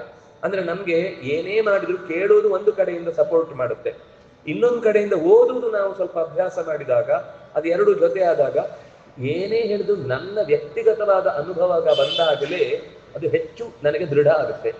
ಹೀಗೆ ವೇದ ಅಂತನ್ನುವಂಥದ್ದು ಅಪೌರುಷೇಯ ಅನ್ನುವ ಅಂಶವನ್ನ, ಅದಕ್ಕೆ 2-3 ಕಾರಣ. ಅವತ್ತಿನಿಂದ ಇವತ್ತಿನ ತನಕ ಅದರ ಸ್ವರ, ಶಬ್ದ, ಸ್ಥಾನ, ಋಷಿ ಯಾವುದು ವ್ಯತ್ಯಾಸ ಆಗಲ್ಲ. ಅವತ್ತು ಹೇಗಿದೆಯೋ ಹಾಗೇ ಇದೆ. ಎರಡನೇದು, ಯಾರೇ ಕಂಡ ಋಷಿಗಳು ಕೂಡ ನನ್ನಕ್ಕಿಂತ ಹಿಂದೆ ಕಂಡವರು ಇದೇ ತರ ಸಾಲು. ಕೆಲವೊಂದು ಸರ್ತಿ ಪಾಠಾಂತರ ಇರುತ್ತೆ. ಅದು ಪಾಠಾಂತರ ಏನು ಅಂದ್ರೆ ಶಾಖಾಂತರದಿಂದ ಪಾಠಾಂತರ. ಅದೇ ಶಾಖೆಯಲ್ಲಿ ಮತ್ತೊಮ್ಮೆ ಅದೇ ಮಂತ್ರ ಉಲ್ಟ ಬರುವುದಿಲ್ಲ. ಅವನು ಇನ್ನೊಂದು ಶಾಖೆ ಇರುತ್ತೆ, ಆ ಇನ್ನೊಂದು ಶಾಖೆಯಲ್ಲಿ ಅದೇ ಮಂತ್ರ ಈಶಾವಾಸ್ಯಮಿದಂ ಸರ್ವಂ ಅಂತ ಮಂತ್ರ ಇದ್ರೆ, ಅದು ಭಾಗವತದಲ್ಲಿ ಬರುವಾಗ ಆತ್ಮಾವಾಸ್ಯಮಿದಂ ಸರ್ವಂ ಅಂತ ಇದೆ. ಯಾಕೆ ಬಂತು ಅಂದ್ರೆ ಆ ಈಶಾವಾಸ್ಯಂ ಅನ್ನೋದಕ್ಕೆ ಭಾಗವತ ವ್ಯಾಖ್ಯಾನ ಮಾಡಿದ್ದು. ಈಶಾ ಅಂದ್ರೆ ಯಾರು? ಈಶಾ ಅಲ್ಲ. ಈಶಾ ಅಂದ್ರೆ ನಾವು ಯಾರು? ಶಿವ ಅಂತ ಅನ್ಕೊಂಡ್ರೆ ಅವನಲ್ಲ. ಆತ್ಮ, ಆತ್ಮಶ್ಚೇ ನ ಗೌಣ ಶಬ್ದ, ಆ ಗೌಣಶ್ಚೇನ್ನ ಆತ್ಮ ಶಬ್ದ ಅನ್ನುವ ಸೂತ್ರದಲ್ಲಿ ಹೇಳಿದ ಹಾಗೆ ಅಂತರ್ಯಾಮಿಯಾದ ಭಗವಂತನನ್ನು ಹೇಳಿದ್ದರು, ಹೊರತು ಯಾರೋ ಒಬ್ಬ ದೇವತೆಯನ್ನ ಹೇಳಿದ್ದಲ್ಲ. ಇಡೀ ಜಗತ್ತು ಅನ್ನೋದು ಭಗವಂತನಿಂದ ವ್ಯಾಪ್ತವಾದದ್ದು ಅಂತ ತಿಳಿಸ್ಲಿಕ್ಕೆ ಕೆಲವೊಂದು ಸರ್ತಿ ಅದೇ ಮಂತ್ರಗಳು ಇನ್ನೊಂದು ಶಬ್ದವನ್ನ ಹಾಕಿ ಆ ಮಂತ್ರವನ್ನ ಮತ್ತೊಮ್ಮೆ ಪ್ರಸ್ತುತಪಡಿಸುತ್ತೆ. ಯಾಕೆಂದ್ರೆ ಕೆಲವೊಮ್ಮೆ ತನಗೆ ತಾನೇ ವ್ಯಾಖ್ಯಾನ ಮಾಡುತ್ತೆ, ನಮ್ಗೆ ಅರ್ಥ ಆಗುದಿಲ್ಲ ಅಂತ. ಅದಕ್ಕೂ ಪಾಪ ಕಾಳಜಿ ಕೆಲವು ಸಂದರ್ಭದಲ್ಲಿ. ನಮ್ಗೆ ಅಷ್ಟು ಹೇಳಿದ ಮೇಲೂ ಅರ್ಥ ಆಗಿಲ್ಲ, ಬೇರೆ ಪ್ರಶ್ನೆ. ಆದ್ರೆ ಆಚಾರ್ಯರು ವೇದವ್ಯಾಸರು ಏನ್ ಮಾಡಿದ್ರು ಅಂದ್ರೆ ಸಮಗ್ರ ವೇದಗಳ ರಾಶಿ. ಈಗ ವೇದ ಒಂದು ಹಂತಕ್ಕೆ ಒಪ್ಪಿಕೊಳ್ಳೋಣ, ವೇದ ಅನ್ನೋದು ಅಪೌರುಷೇಯ, ಅದು ಧರ್ಮಾಧರ್ಮಗಳ ವಿವೇಚನೆಗೋಸ್ಕರ ಬೇಕು. ಅದು ಪರಮಾತ್ಮನನ್ನು ಮತ್ತು ಜಗತ್ತಿನ ವಿಷಯವನ್ನು ನಮಗೆ ನಿರೂಪಣೆ ಮಾಡುತ್ತೆ. ಅದು ಎಷ್ಟಿದೆ ಅಂದ್ರೆ ಅನಂತಾವೈ ವೇದ, ರಾಶಿ ಇದೆ ರೀ. ಎಲ್ಲಿ ತಲೆ ಹಾಕಿದ್ರು ವೇದವೇ ತಲೆಗೆ ಹೊಡೆಯುತ್ತೆ. ನಮ್ಗೆ ತಾಗಿದ್ ಗೊತ್ತಾಗಲ್ಲ ಅಷ್ಟೇ ಬಿಟ್ರೆ, ನಮ್ಗೆ ಆಕಾಶದಲ್ಲಿ ಎಲ್ಲಿ ಓಡಾಡ್ತೀವಲ್ಲ ಎಲ್ಲಾ ಕಡೆಗೂ ವೇದವೇ ತಾಗುತ್ತೆ ತಲೆಗೆ. ಆದ್ರೆ ವೇದ ತಾಗಿದೆ ನಮ್ಮ ತಲೆಗೆ ತಾಗಲ್ಲ ಅಷ್ಟೇನು. ಅದಕ್ಕೆ ವೇದವ್ಯಾಸರು ಏನ್ ಮಾಡಿದ್ರು ಅಂದ್ರೆ ಅದನ್ನ ವಿಭಾಗ ಮಾಡಿದ್ರು. ಯಾವುದು ಪದ್ಯ ರೂಪದಲ್ಲಿದೆಯೋ ಅದನ್ನೆಲ್ಲ ಋಕ್ ಅಂತ ವಿಭಾಗ ಮಾಡಿದ್ರು. ಅರ್ಚ್ಯತೆ ಇತಿ ಋಕ್. ಇನ್ನು ಕೆಲವು ಗದ್ಯ ರೂಪದಲ್ಲಿ ಇದ್ದು, ಯಾವುದು ನಿಗದ್ಯತೆ ಇತಿ ನಿಗದ ಅಥವಾ ಯಜುಸ್, ಯಜ್ಞದ ಅಂದ್ರೆ ಯಜ್ಞದ ಕಾರ್ಯಗಳನ್ನು ನಡೆಸಲಿಕ್ಕೆ ಬೇಕಾದ ಕ್ರಮಗಳನ್ನ, ಕಾಲವನ್ನ ಸೂಚನೆ ಮಾಡ್ಲಿಕ್ಕಿರುವಂತಹ ಮಂತ್ರಗಳ ರಾಶಿ. ಇನ್ನು ಒಂದು ರೀತಿ ಹೇಳ್ಬೋದು. ಈಗ ಒಂದು ವಾಕ್ಯವನ್ನು 3 ತರ ಹೇಳ್ಬೋದು. ಒಂದೋ ಪದ್ಯ ರೂಪದಲ್ಲಿ ಹೇಳ್ಬೋದು, ಒಂದೋ ಗದ್ಯ ರೂಪದಲ್ಲಿ ಹೇಳ್ಬೋದು, ಇಲ್ಲ ಅಂದ್ರೆ ಗಾನ ರೂಪದಲ್ಲಿ ಹೇಳ್ಬೋದು. ಅದಕ್ಕಾಗಿ 3ನೇ ವಿಭಾಗ ಆಗಿದ್ದು ಗದ್ಯವೂ ಅಲ್ಲ ಪದ್ಯವೂ ಅಲ್ಲ, ಗಾನ. ಅದೇ ಸಾಮ. ಸಾಮದಲ್ಲಿಯೇ ನಾವು 7 ಸ್ವರಗಳನ್ನೇನು ಹೇಳ್ತೇವೆ ಅದು ಸಾಮ ಮಂತ್ರದಲ್ಲಿ ಇರುವುದನ್ನೇ ಅದರ ಉಪವೇದವಾಗಿ ಗಾಂಧರ್ವ ವಿದ್ಯೆ ಅಥವಾ ಸಂಗೀತ ಅಂತ ಅನ್ನೋದು ಹುಟ್ಟಿತು. ಹಾಗಾಗಿ 3ನೇ ವೇದ ಸಾಮ. ವೇದಗಳು ಎಷ್ಟು ಹಾಗಾದ್ರೆ 3 ಅಲ್ಲರಿ, 4 ಅಂತ ಕೇಳಿದ್ವಿ ನಾವು, ನೀವು ನೋಡಿದ್ರೆ 3 ಅಂತಿದ್ದೀರಲ್ವಾ. ಅಥರ್ವ ವೇದ ಅಂತ ಇನ್ನೊಂದೇನದು ಮರ್ತೋಯ್ತು ಕಾಣುತ್ತೆ. ವೇದಗಳು 3, ವೇದಗಳ ಶಾಖೆಗಳು 4. ಯಾಕೆ ವೇದ 3 ಏನು ಅಂದ್ರೆ ವೇದವನ್ನ ಹೇಳುವ ರೀತಿ 3. ಜಗತ್ತಲ್ಲಿ ಏನೇ ಮಾಡಿದ್ರು ಒಂದು ಪದ್ಯದಲ್ಲಿ ಹೇಳಬೇಕು, ಒಂದು ಗದ್ಯದಲ್ಲಿ ಹೇಳಬೇಕು, ಒಂದು ಗಾನದಲ್ಲಿ ಹೇಳಬೇಕು. ಇದು ಬಿಟ್ಟು 4ನೇ ತರ ಹೇಳಲಿಕ್ಕಿದೆಯಾ? ಇಲ್ಲ. ಹಾಗಾಗಿ ಹೇಳುವ ಶೈಲಿಯಲ್ಲಿ ವೇದಗಳು 3. ಅದಕ್ಕೆ ಋಕ್ ಯಜು ಸಾಮ ಅಂತ. ನೀವು ವೇದ ಮಂತ್ರಗಳನ್ನು ನೋಡಿದ್ರು ಅದಕ್ಕೆ ಹೆಸರು ತ್ರೈ ಅಂತ. ತ್ರೈ ಅಂದ್ರೆ 3 ಇರುವಂಥದ್ದು ಅಂತ. ತ್ರೈ ಅಂದ್ರೆ ವೇದಗಳು ಅಂತಾನೆ ಅರ್ಥ. ತ್ರೈ ಅಂದ್ರೆ 3. ಆದ್ರೆ ಭಗವಂತನಿಗೆ ಒಂದು ಮನ್ವಂತರದಲ್ಲಿ ಅಥರ್ವ ಮೊದಲ ಮಗನಾಗಿ ಹುಟ್ಟಿ ದೇವರ ಪ್ರೀತಿಯನ್ನು ಸಂಪಾದಿಸಿ ಅವನು ಒಂದು ಶಾಖೆಯನ್ನ ಕಂಡ, ವೇದದ ಶಾಖೆಯನ್ನ ಕಂಡಾಗ ಭಗವಂತ ನಿನ್ನ ಹೆಸರಿನಲ್ಲಿ ಅದು ಪ್ರಸಿದ್ಧಿಗೆ ಬರಲಿ ಅಂತ ಅಥರ್ವ ವೇದ ಅಂತ ಕರೆದ್ರು. ನಾವು ಸಾಮಾನ್ಯ ಅದನ್ನ ಅಥರ್ವಣ ವೇದ ಅಂತ ಹೇಳ್ತೇವೆ. ಅಥರ್ವಣ ವೇದ ಅಲ್ಲ, ಅದು ಅಥರ್ವ ವೇದ. ಅವನ ಶಬ್ದ ಅಥರ್ವಾ, ಅಥರ್ವಾಣವು, ಅಥರ್ವಾಣ ಅಂತ ನಕಾರಾಂತವಾದ ಶಬ್ದವಾದದಿಂದ ಹಾಗೆ ಕೇಳುತ್ತೆ. ಅಥರ್ವಣ ಉಪನಿಷತ್ ಅಲ್ಲಿ ಕರೆಕ್ಟ್ ಇದೆ. ಅದು ಅಥರ್ವದಿಂದ, ಅಥರ್ವನ ಮಂತ್ರದ ಸಾಲನ್ನ ವಿವರಿಸುವ ಮಂತ್ರಗಳಾದ್ರಿಂದಾಗಿ ಅಥರ್ವಣ ಅಂತ ಮಂತ್ರಕ್ಕೆ ಹೆಸರು ಬಂತು, ಅಥರ್ವಣ ಮಂತ್ರೋಪನಿಷತ್. ಹಾಗಾದ್ರೆ ಶಾಖೆಗಳು 4, ವೇದಗಳು 3. ಅದರಲ್ಲಿ ಮತ್ತೆ ಋಗ್ವೇದದಲ್ಲಿ 24 ಶಾಖೆ ಇದೆ. ಶಾಕಲ ಭಾಷ್ಕಲ ಇವತ್ತು 2 ಉಳಿದಿದೆ, ಇನ್ನ 22 ಎಲ್ಲೋ ನಷ್ಟವಾಗಿ ಹೋಗಿದೆ. ಯಜುರ್ವೇದದಲ್ಲಿ 101, ಇವತ್ತೊಂದು 5-6 ಇದೆ. ಯೂಸ್ ಮಾಡುದು 2.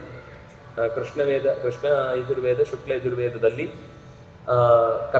ಕಪಿಷ್ಠಲ ಇಲ್ಲ, ತೈತ್ರಿಯ ಸಂಹಿತ, ಮಾಧ್ಯಂಧಿನ ಸಂಹಿತ ಅಂತ 2 ಬಳಸ್ತೇವೆ. ಉಳಿದಿದ್ದೆಲ್ಲ ಇವತ್ತು ಲುಪ್ತ ಆಗಿದೆ. ಕಾಥಕ ಇದೆ, ಕಪಿಷ್ಠಲ ಇದೆ, ತೈತ್ತರಿಯ ಇದೆ, ಮಾಧ್ಯಂದಿನ ಇದೆ, ಇನ್ನೊಂದು ಯಾವುದೋ ಇದೆ. ಒಟ್ಟು 6 ಉಳ್ಕೊಂಡಿದೆ ಇವತ್ತು. ಅದು 2 ಉಪಯೋಗದಲ್ಲಿಲ್ಲ. ಹಾಗಿದ್ರೆ ಅಲ್ಲಿಗೆ 101, 24, 125 ಆಯ್ತು. 1000 ಶಾಖೆಗಳು ಸಾಮವೇದಕ್ಕೆ. ಅದು ಗಾನ ಪದ್ಧತಿ ಅಲ್ವಾ. ಒಂದೊಂದ್ ಕಡೆ ಒಂದೊಂದ್ ತರ ಅದರ ಗಾನದ ವ್ಯತ್ಯಾಸ ಇರುವುದರಿಂದ ಅಷ್ಟು ಬಗೆಯ ಸಾಮಶಾಖೆಗಳಿಂದ ಮಂತ್ರಗಳು ಹಿಂದೆ ಪರಿವಾರದಿಂದ ಬೇರೆ ಬೇರೆ ಕ್ರಮದಲ್ಲಿ ಉಚ್ಚಾರಣೆಗೆ ಒಳಪಡ್ತಾ ಇತ್ತು. ಇವತ್ತದು ಮೂರಿದೆ: ಜೈಮಿನೀಯ, ರಾಣಾಯಣೀಯ ಮತ್ತು ಕೌಥುಮ ಅಂತ. ಅದರಲ್ಲಿ ರಾಣಾಯಣೀಯ ಮತ್ತು ಕೌಥುಮ ಎರಡು ಹತ್ರ ಹತ್ರ ಬಂದಿದೆ, ಅದರಲ್ಲಿ ಹೆಚ್ಚು ವ್ಯತ್ಯಾಸ ಇಲ್ಲ ಸ್ವರದಲ್ಲಿ. ಜೈಮಿನೀಯ ಮಾತ್ರ ಚೂರು ಚೇಂಜ್ ಇದೆ. ಅದು ಇವತ್ತು ಚೆನ್ನೈ, ತಮಿಳುನಾಡಿನ ಕೆಲವು ಪ್ರದೇಶಗಳಲ್ಲಿ ಉಳ್ಕೊಂಡಿದೆ. ರಾಣಾಯಣೀಯ ಸಾಮಾನ್ಯ ಇವತ್ತು ಚೂರು ಬೆಳೀತಾ ಇದೆ. ಉತ್ತರ ಭಾರತದಲ್ಲಿ ಸ್ವಲ್ಪ ಇದೆ. ಅಥರ್ವವೇದ ನಮ್ಮ ದಕ್ಷಿಣದಲ್ಲಿ ಬಹಳ ಹೆಚ್ಚು ಕಮ್ಮಿ ಇಲ್ಲ ಅಂತಾನೆ ಹೇಳ್ಬೇಕು. ಉತ್ತರ ಭಾರತದಲ್ಲಿ ಸ್ವಲ್ಪ ಇರಬಹುದು. ಅದು ವಸ್ತುತಃ 12 ಶಾಖೆಗಳು, ಅದರಲ್ಲಿ ಒಂದು ಉಳಿದಿದೆ. ಹಾಗಾಗಿ ಒಟ್ಟು ಎಷ್ಟಾಯ್ತು ಅಂದ್ರೆ 1137 ಶಾಖೆಗಳಿವೆ. ಋಕ್ಯಜು, ಸಾಮ, ಅಥರ್ವ ಸೇರಿ 24, 12, 101, 1000, 1137. ಅದರಲ್ಲಿ ಎಲ್ಲ ಸೇರಿ ಆಚೀಚೆ 2, 6, 7, 8, 9, 10, 11, 13, 12 ಅಷ್ಟೇ ಉಳಿದಿದೆ. 12 ವಿಭಾಗ ಇದೆ. 12ಅನ್ನು 1 + 2 ಕೂಡಿಸಿದ್ರೆ 3. ಮತ್ತೆ 1137 3. 1100 ಅಂದ್ರೆ 2 ಆಯ್ತು. 3 ಅಂತಂದ್ರೆ 2 3 5 ಆಯ್ತು. 7 12 ಆಯ್ತು. 3. ಎಲ್ಲಿ ಎಷ್ಟು ಕೂಡಿಸಿದ್ರು ವೇದಗಳು 3. ಶಾಖೆ 4ನೇದಾಯ್ತು. ಸರಿ, ಶಾಖೆ ಒಟ್ಟು 1137. ನಮ್ಗೆ ಇದಿಷ್ಟು ತಲೆಯಲ್ಲಿ ಇದೆ. ಈ ಮಂತ್ರಗಳಲ್ಲಿ ಜಗತ್ತಿನ ಮತ್ತು ಪ್ರಪಂಚದ ಸಂಗತಿಗಳು, ಸಂಬಂಧಗಳು ಅತ್ಯಂತ ಚೆನ್ನಾಗಿ ನಿರೂಪಿಸಲ್ಪಟ್ಟದ್ದು ಆಯಾ ಕಾಲದಲ್ಲಿ ಋಷಿಗಳ ದರ್ಶನದಿಂದ. ಆದ್ರೆ ಅದು ನಮಗೆ ಅರ್ಥ ಮಾಡಿಕೊಳ್ಳಿಕ್ಕೆ ಅಷ್ಟು ಸುಲಭ ಇಲ್ಲ. ಯಾಕಂದ್ರೆ ಒಂದೊಂದು ಕಡೆ ಒಂದೊಂದು ಮಂತ್ರ ಹುಡುಕ್ಬೇಕಲ್ಲ. ಅದು ನೀಟಾಗಿ ವೇದವ್ಯಾಸರು ವಿಭಾಗ ಮಾಡಿದ್ರು. ಎಲ್ಲೆಲ್ಲೋ ಇದ್ದದನ್ನ 3 ಕ್ರಮದಲ್ಲಿ ಬಿಡಿಸಿಕೊಟ್ರು. ನೀವು ಕಷ್ಟಪಡ್ತೀರಿ ಅಂತ ಮತ್ತೆ 12 ವಿಭಾಗ ಮಾಡಿದ್ರೆ 24. ನೀವು ನಿಮ್ಮಿಂದಾದ್ರೂ ಉಳಿಸ್ಕೊಳ್ರಪ್ಪ. ನಾವು ಗೋತ್ರೋಚ್ಚಾರಣೆ ಮಾಡುವಾಗ ಒಂದು ಹೇಳಲಿಕ್ಕಿದೆ. ಅದು ಕೊನೆಗೆ ಈ ಯಾವ ಗೋತ್ರ ಅಂತ ಅವರಿಗೂ ತಲೆಗೆ ಹೋಗಲ್ಲ. ಅದರಲ್ಲಿ ಪ್ರವರ ಹೇಳಬೇಕು. 3 ತ್ರಾರ್ಷಯ ಆದ್ರೆ 3 ಋಷಿಗಳ ಹೆಸರು, ಪಂಚಾರ್ಷಯ ಆದ್ರೆ 5 ಋಷಿಗಳ ಹೆಸರು, ಸಪ್ತಾರ್ಷಯ ಆದ್ರೆ 7 ಋಷಿಗಳ ಹೆಸರು. ಇದನ್ನು ಹೇಳಿಕೊಂಡು ಇಂತಹ ಸೂತ್ರ. ಅದು ಋಕ್ಕ ಆದ್ರೆ ಆಶ್ವಲಾಯನಾದಿಗಳು, ಯಜುಸ್ಸಾದ್ರೆ ಬೋಧಾಯನಾದಿಗಳು, ಸಾಮ ಆದ್ರೆ ದ್ರಾಖ್ಯಾಯನಾದಿಗಳು. ಹೀಗೆ ಅದಕ್ಕೆ ಪ್ರತ್ಯೇಕವಾದ ಪ್ರವರಗಳಿವೆ, ಪ್ರತ್ಯೇಕವಾದ ಸೂತ್ರಗಳಿವೆ. ಋಗ್ವೇದಿಗಳಾದ್ರೆ ಆಶ್ವಲಾಯನ ಸೂತ್ರದ ಪ್ರಕಾರ ನಡೆಸಬೇಕು. ಇದು ಒಟ್ಟು ಅದರ ಸೂಕ್ಷ್ಮ ಅಂಶಗಳು ಗೊತ್ತಿರಲಿ ಅಂತ ಹೇಳಿದ್ದು. ಹಾಗೆ ನಿಜವಾಗಿ ನಮ್ಮ ದೇಶದಲ್ಲಿ ಏನು ಕ್ರಮ ಗೊತ್ತಾ? ಯಾರೇ ದೊಡ್ಡವರ ಹತ್ರ ನಮಸ್ಕಾರ ಮಾಡುವಾಗ ನಾನು ಯಾರಿಗೆ ಹೇಳಿ ನೋಡೋಣ ಹಾಗೆ ಹೇಳ್ಬಾರ್ದು. ಕೆಲವರು ಏನು ಅಂದ್ರೆ ಯಾವ್ದೋ ಹಿಂದೆ ಒಂದು ಭೇಟಿ ಆಗಿರುತ್ತೆ, ಮತ್ತೊಂದು ಸಿಕ್ಕಿದಾಗ ನಾನು ಯಾರು ಗೊತ್ತಾಯ್ತಾ, ನೀವು ಪ್ರೈಮ್ ಮಿನಿಸ್ಟ್ರು, ನಮ್ಗೆಲ್ಲ ದಿನ ಎದುರುಗಡೆ ಬಂದ ಶಿಕ್ಷಣ ಗೊತ್ತಾಗ್ಬೇಕು. ನಮ್ಮ ಸ್ವಭಾವ ಸೌಜನ್ಯ ಏನ್ ಗೊತ್ತಾ? ನಾನು ಇಂಥ ಗೋತ್ರದವನು, ಇಂಥ ಅಧ್ಯಯನ ಮಾಡೋನು, ಇಂಥ ಋಷಿಗಳ ಪರಂಪರೆಯಲ್ಲಿ ಬಂದವನು, ಇಂಥ ಅಧ್ಯಯನವನ್ನು ಮಾಡ್ತಾ ಇರೋನು, ನಿಮ್ಗೆ ಋಕ್ಷಾಖಾಧ್ಯಾಯಿ, ಯಜುಶಾಖಾಧ್ಯಾಯಿ, ಸಾಮಶಾಖಾಧ್ಯಾಯಿ ನಮಸ್ಕರೋಮಿ ಅಂತ ಅಭಿವಾದಯೇ ಅಂತ ಹೇಳಿದ್ರೆ ಆಗ ಅವರಿಗೆ ಶ್ರೇಯಸ್ತು, ನಿನ್ನ ಅಧ್ಯಯನ ಸುಕರವಾಗಲಿ, ನಿನಗೆ ಶ್ರೇಯಸ್ಸಾಗಲಿ, ಹೀಗೆ ಆಶೀರ್ವಾದ ಮಾಡುತ್ತಾರೆ. ಅದು ನಮ್ಮ ದೇಶದ ಕ್ರಮ, ನಮ್ಮ ಸಂಸ್ಕೃತಿಯ ಹಿನ್ನೆಲೆ. ಆದ್ರೆ ಆ ಮಂತ್ರದ, ಸೂತ್ರದ ಅಥವಾ ಅದರಲ್ಲಿ ಹೇಳಿದ ಪ್ರವರದ ಋಷಿಗಳ ಪರಂಪರೆಯ ಮಂತ್ರಗಳು ನಾವು ನಿತ್ಯದಲ್ಲಿ ಪೂಜೆ ಜಪದಲ್ಲಿ ಬಳಸ್ತಾ ಇದ್ದೇವೆ. ಯಾಕೆ ಋಗ್ವೇದಿಗಳಿಗೆ ಬೇರೆ ಸಂಧ್ಯಾ ವಂದನೆ ಮಂತ್ರ, ಯಜುರ್ವೇದಿಗಳಿಗೆ ಬೇರೆ ಸಂಧ್ಯಾ ವಂದನೆ ಮಂತ್ರ ಅಂದ್ರೆ ಯಜುರ್ವೇದಿಗಳಿಗೆ ಅವರ ಪರಂಪರೆಯ ಮಂತ್ರಗಳನ್ನೇ ಬಳಸ್ಕೊಳ್ಬೇಕು. ಋಗ್ವೇದಿಗಳಿಗೆ ಅವರ ಪರಂಪರೆಯಲ್ಲಿ ಯಾರು ಋಷಿಗಳು ಏನ್ ಮಂತ್ರ ಕೊಟ್ಟಿದ್ದಾರೋ ಅದನ್ನು ಬಳಸ್ಕೊಳ್ಬೇಕು. ಹಾಗಾಗಿ ಆ ಮಂತ್ರದ ಅರ್ಥ ತಿಳಿದ್ರೆ, ಆ ಋಷಿಗಳನ್ನ ನೆನೆಸಿಕೊಂಡ್ರೆ ನಮಗೆ ವಿಶೇಷವಾದ ಫಲ. ಕೆಲವೊಮ್ಮೆ ಇಬ್ಬರಿಗೂ 2 ಮಂತ್ರಗಳು ಬರುತ್ತೆ. ಅದು ಒಟ್ಟಂತೂ ನಮಗೆ ಅರ್ಥ ಆಗ್ಲಿಕ್ಕೋಸ್ಕರ ವೇದವ್ಯಾಸರು ಬ್ರಹ್ಮಸೂತ್ರಗಳನ್ನ ರಚನೆ ಮಾಡಿ ಕೊಟ್ರು. 562 ಅಂತ ಸಾಮಾನ್ಯವಾಗಿ ಆ ಸೂತ್ರದ ಸಂಖ್ಯೆಯನ್ನೇ ಹೇಳುತ್ತೆ. ಅದಕ್ಕೆ ಆತ್ಮಸೂತ್ರಗಳು ಅಂತ ಹೇಳ್ತಾರೆ. ಆತ್ಮ ಅಂದ್ರೆ ಆ ಅನ್ನೋದು 2, ತ ಅನ್ನೋದು 6, ಮ ಅನ್ನೋದು 5. ಹೇಗಪ್ಪ ಹೇಳಿದ್ರಿ, ಏನೋ ನಂಬರ್ ಹೇಳಿದ್ರಿ, ನಮ್ಗೆ ಗೊತ್ತಾಗಿ ನೀವು ಹೇಳಿದ್ರಿ ಅಂತ ತಲೆ ಅಲ್ಲಾಡಿಸಿದ್ವಿ ಅಂತ. ಈ ಕವರ್ಗ ಕ ಖ ಗ ಘ ङ ಚ ಛ ಜ ಝ ಞ ಇಲ್ಲಿಗೆ 10, ಅದರದ್ದು ಕೊನೆ 0 ಅಂತ ಲೆಕ್ಕ. ತ ಟ ಠ ಡ ಢ ಣ ತ ಥ ದ ಧ ನ ಇದು 10. ಪ ಫ ಬ ಹ ಮ ಇದು 5. ಎರಲಭಗಳು 9. ಈಗ ನಾನು ಹೇಳಿದ್ದು ಆ, ಅದು ಇದೆಯಲ್ಲಿ ಆ 2. ಟ ಅನ್ನೋದು 6 ಆಗುತ್ತೆ, ಯಾಕೆಂದ್ರೆ ಟ ಠ ಡ ಠ ಣ ತ 6ನೇದು. ಮ ಅನ್ನೋದು ಪದಿಂದ ತಗೊಂಡಾಗ ಪ ಫ ಬ ಭ ಮ 5 ಆಯ್ತು. ಅಂದ್ರೆ ಉಲ್ಟ ತಗೊಳ್ಬೇಕು. 5, 6, 2 ಅಂದ್ರೆ ನಮ್ಗೆ ಕಾಣಿಸಿದ್ದು 2, 6, 5. ಅದನ್ನ ಅಂಕಾನ ಭಾವತೋ ಗತಿ ಅಂತ ಇಟ್ಕೊಂಡ್ರೆ 5, 6, 2 ಅಂತ ಲೆಕ್ಕ. ಈಗ ಜಯ ಅಂತ ಮಹಾಭಾರತಕ್ಕೆ ಹೆಸರು. ಯಾಕೆ ಅಂದ್ರೆ ಜ ಅಂದ್ರೆ 8. ಹೇಗೆ? ಕ ಖ ಗ ಘ ನ ಚ ಛ ಜ 8. ಯ ಅಂದ್ರೆ 1, ಕೇರಳದಲ್ಲಿ ಯ 1, 81 ಆಯ್ತು. ಅದನ್ನ ಉಲ್ಟ ಓದಿದ್ರೆ ಆವಾಗ 18 ಆಯ್ತು. ಜಯ ಅಂತಂದ್ರೆ 18 ಅಂತ ನಂಬರ್. ಯಾಕೆಂದ್ರೆ ಮಹಾಭಾರತದಲ್ಲಿ 18 ಪರ್ವ ಇದೆ, 18 ತತ್ವಗಳಿವೆ, 18 ಅಧ್ಯಾಯದ ಗೀತೆ ಇದೆ, 18 ದಿನ ಅಕ್ಷೋಹಿಣಿ 18 ಅಕ್ಷೋಹಿಣಿ ಸೈನ್ಯ ಯುದ್ಧದಲ್ಲಿ ಭಾಗವಹಿಸಿದ್ದು, 18 ದಿನ ಯುದ್ಧ ಆಯ್ತು. ಎಷ್ಟು 18ಗಳಿವೆ ಅಂದ್ರೆ ಅದರ ಗಂಟನ್ನು ಬಿಡಿಸ್ಲಿಕ್ಕೆ ಹೋದ್ರೆ ಇಡೀ ಮಹಾಭಾರತ ತೆರ್ಕೊಂಡ್ಬಿಡುತ್ತೆ. ಅದಕ್ಕೆ ಹೆಸರೇ ಜಯ ಅಂತ. ಯಾರು ಈ ಜಯ ಅನ್ನುವ ಶಬ್ದದ ಅರ್ಥವನ್ನ ಅರ್ಥ ಮಾಡಿಕೊಂಡು 18 ಅನ್ನುವ ಸಂಖ್ಯೆಯನ್ನ ಜೀವನದಲ್ಲಿ ಬಳಸ್ಕೊಳ್ತಾನೋ ಅವನಿಗೆ ಜೀವನದುದ್ದಕ್ಕೂ ಜಯ ಅಂತ. ಹಾಗೆ ಅದು ಸಂಖ್ಯೆಯನ್ನ ಇಟ್ಟುಕೊಂಡು, ಅಂದ್ರೆ ನಂಬರ್ ಹೇಳ್ತಿರ್ಲಿಲ್ಲ ಅವಾಗ, ಹೆಸರು ಹೇಳಿ ಬಿಟ್ರೆ ಅದ್ರಲ್ಲಿ ನಂಬರ್ ಇರುತ್ತೆ.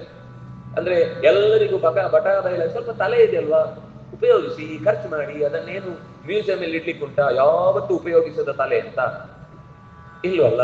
ಹಾಗಾಗಿ ಅದನ್ನು ಬಳಸಿ ಅಂತ ಅವ್ರು ಒಂಚೂರು ತಲೆಗೆ ಖರ್ಚು ಮಾಡುವಂತ ಸಂಖ್ಯೆಗಳನ್ನು ಕೊಟ್ಟು, ಹೆಸರುಗಳನ್ನು ಕೊಟ್ಟು ಸಂಖ್ಯೆಯನ್ನು ಹೇಳ್ತಾರೆ.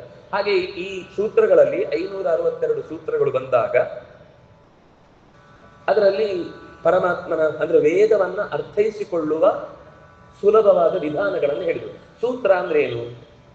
ಸೂತ್ರ ಅಂತಂದ್ರೆ ಅಲ್ಪಾಕ್ಷರಂ, ಅಸಂದಿಗ್ಧಂ. ಅದು ಕಡಿಮೆ ಅಕ್ಷರದಲ್ಲಿ ಹೇಳಬೇಕು. ತುಂಬಾ ವಿಸ್ತಾರವಾಗಿ ಶಬ್ದಗಳನ್ನು ಹೇಳಿ ಅದೇ ಒಂದು ತಲೆ ಬೇನೆ ಆಗುವಾಗ ನಮ್ಗೆ ನೆನ್ಪಿಟ್ಕೊಳ್ಳಿ ಕಷ್ಟ, ಸುಲಭವಾಗಿಲ್ಲ. ಅಲ್ಪಾಕ್ಷರ ಮತ್ತೆ ಅಸಂದಿಗ್ಧಂ. ನೀವೇನು ಹೇಳಿದ್ರಿ ಅಂತ ನಿಮ್ಗೆ ಅರ್ಥ ಆಗದಷ್ಟು ಕಠಿಣವಾಗಿದ್ರೆ ಆ ಶಬ್ದ ನಮ್ಗೆ ಹೇಗೆ ಅರ್ಥ ಆಗ್ಬೇಕು? ಅದು ಸರಳವಾಗಿರ್ಬೇಕು. ಅಥಾತೋ ಬ್ರಹ್ಮ ಜಿಜ್ಞಾಸ. ಈಗ ಬ್ರಹ್ಮನ ಜಿಜ್ಞಾಸೆಯನ್ನು ಮಾಡುವುದಕ್ಕಾಗಿ ನಿಂತಿದ್ದೇವೆ, ಹೊರಟಿದ್ದೇವೆ. ಬ್ರಹ್ಮ ಜಿಜ್ಞಾಸ ಯಾಕೆ? ಹೇಗೆ? ಯಾವುದು ಯಾವುದು ಜನ್ಮಾದ್ಯಸ್ಯ ಯತಃ. ಜಗತ್ತಿಗೆ ಜನ್ಮ ಅಂದ್ರೆ ಹುಟ್ಟು, ಸ್ಥಿತಿ, ಲಯ, ನಿಯಮನ ಇತ್ಯಾದಿಗಳು ಯಾರಿಂದ ಆಗುತ್ತೋ ಅವನೇ ಬ್ರಹ್ಮ. ಅವನ ಜಿಜ್ಞಾಸೆ ಮಾಡಬೇಕು. ಹೇಗೆ ಗೊತ್ತಾಯ್ತು? ಶಾಸ್ತ್ರಯೋನಿತ್ವ.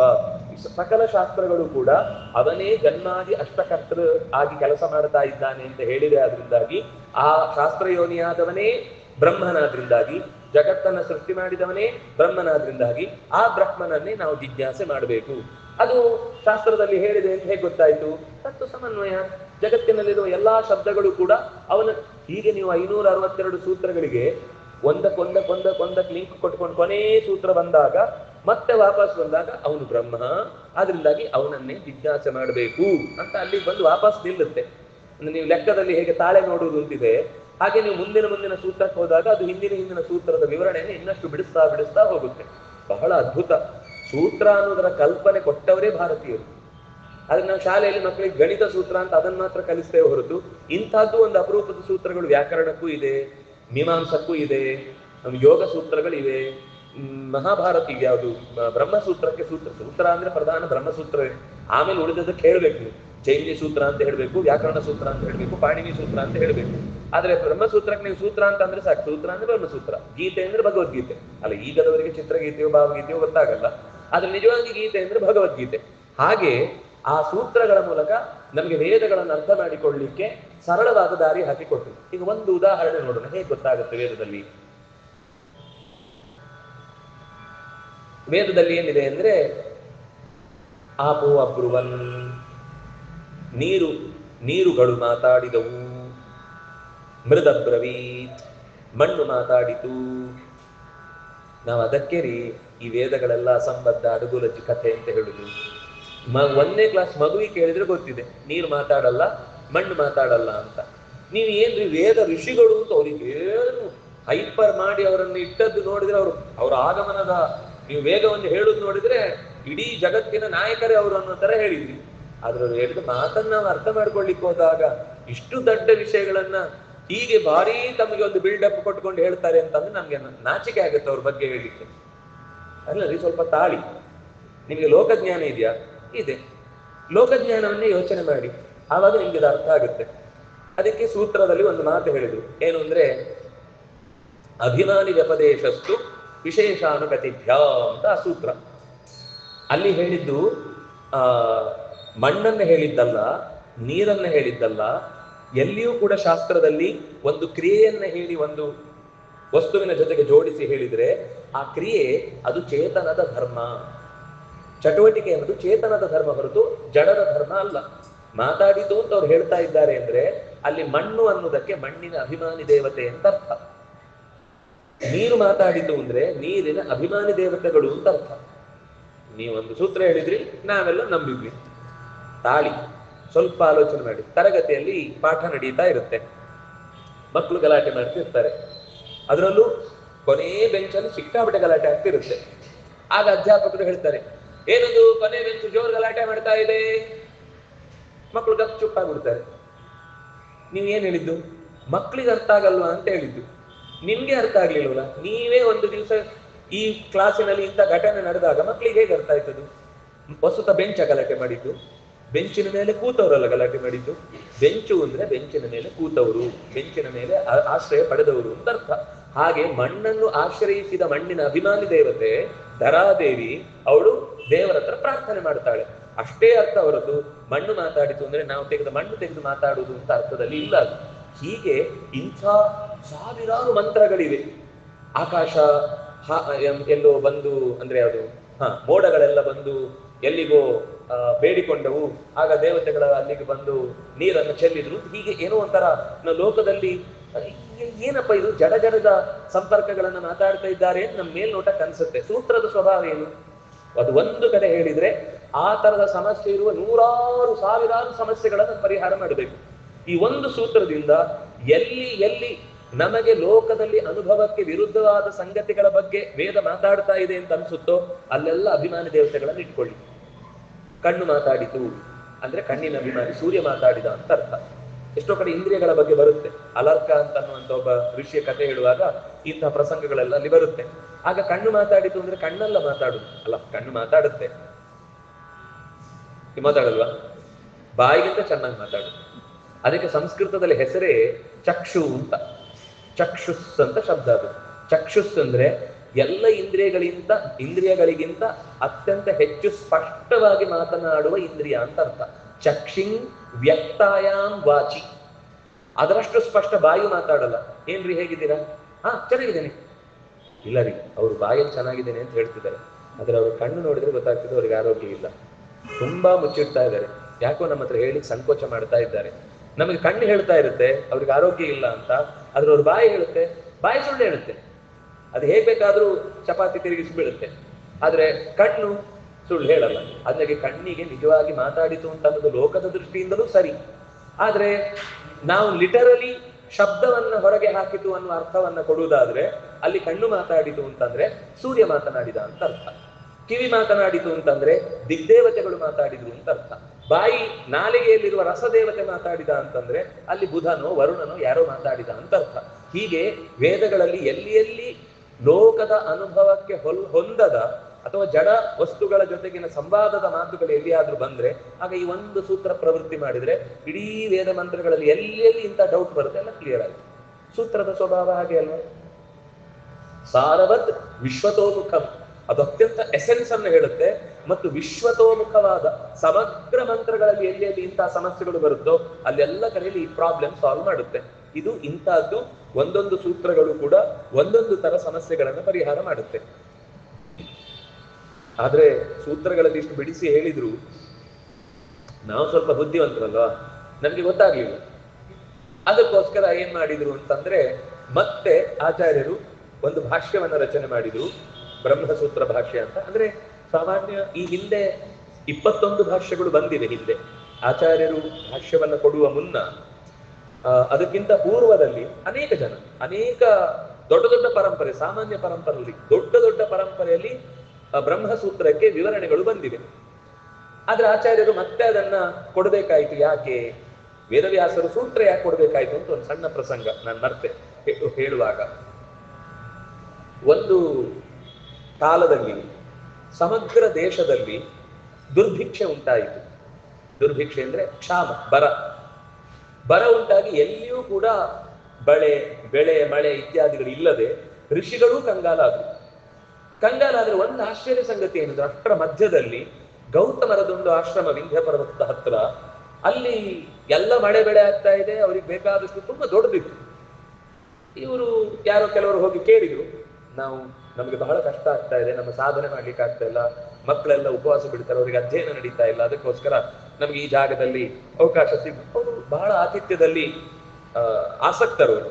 ಹಾಗಾಗಿ ಬನ್ನಿ ಅಂತ ಕರೆದು ದೇಶಾದ್ಯಂತ ಆಶ್ರಮಗಳಿಂದ ಗೌತಮರ ಆಶ್ರಮಕ್ಕೆ ಬೀಡು ಬಿಟ್ಟಿತು ಆ ಋಷಿಗಳ ಪರಂಪರೆ.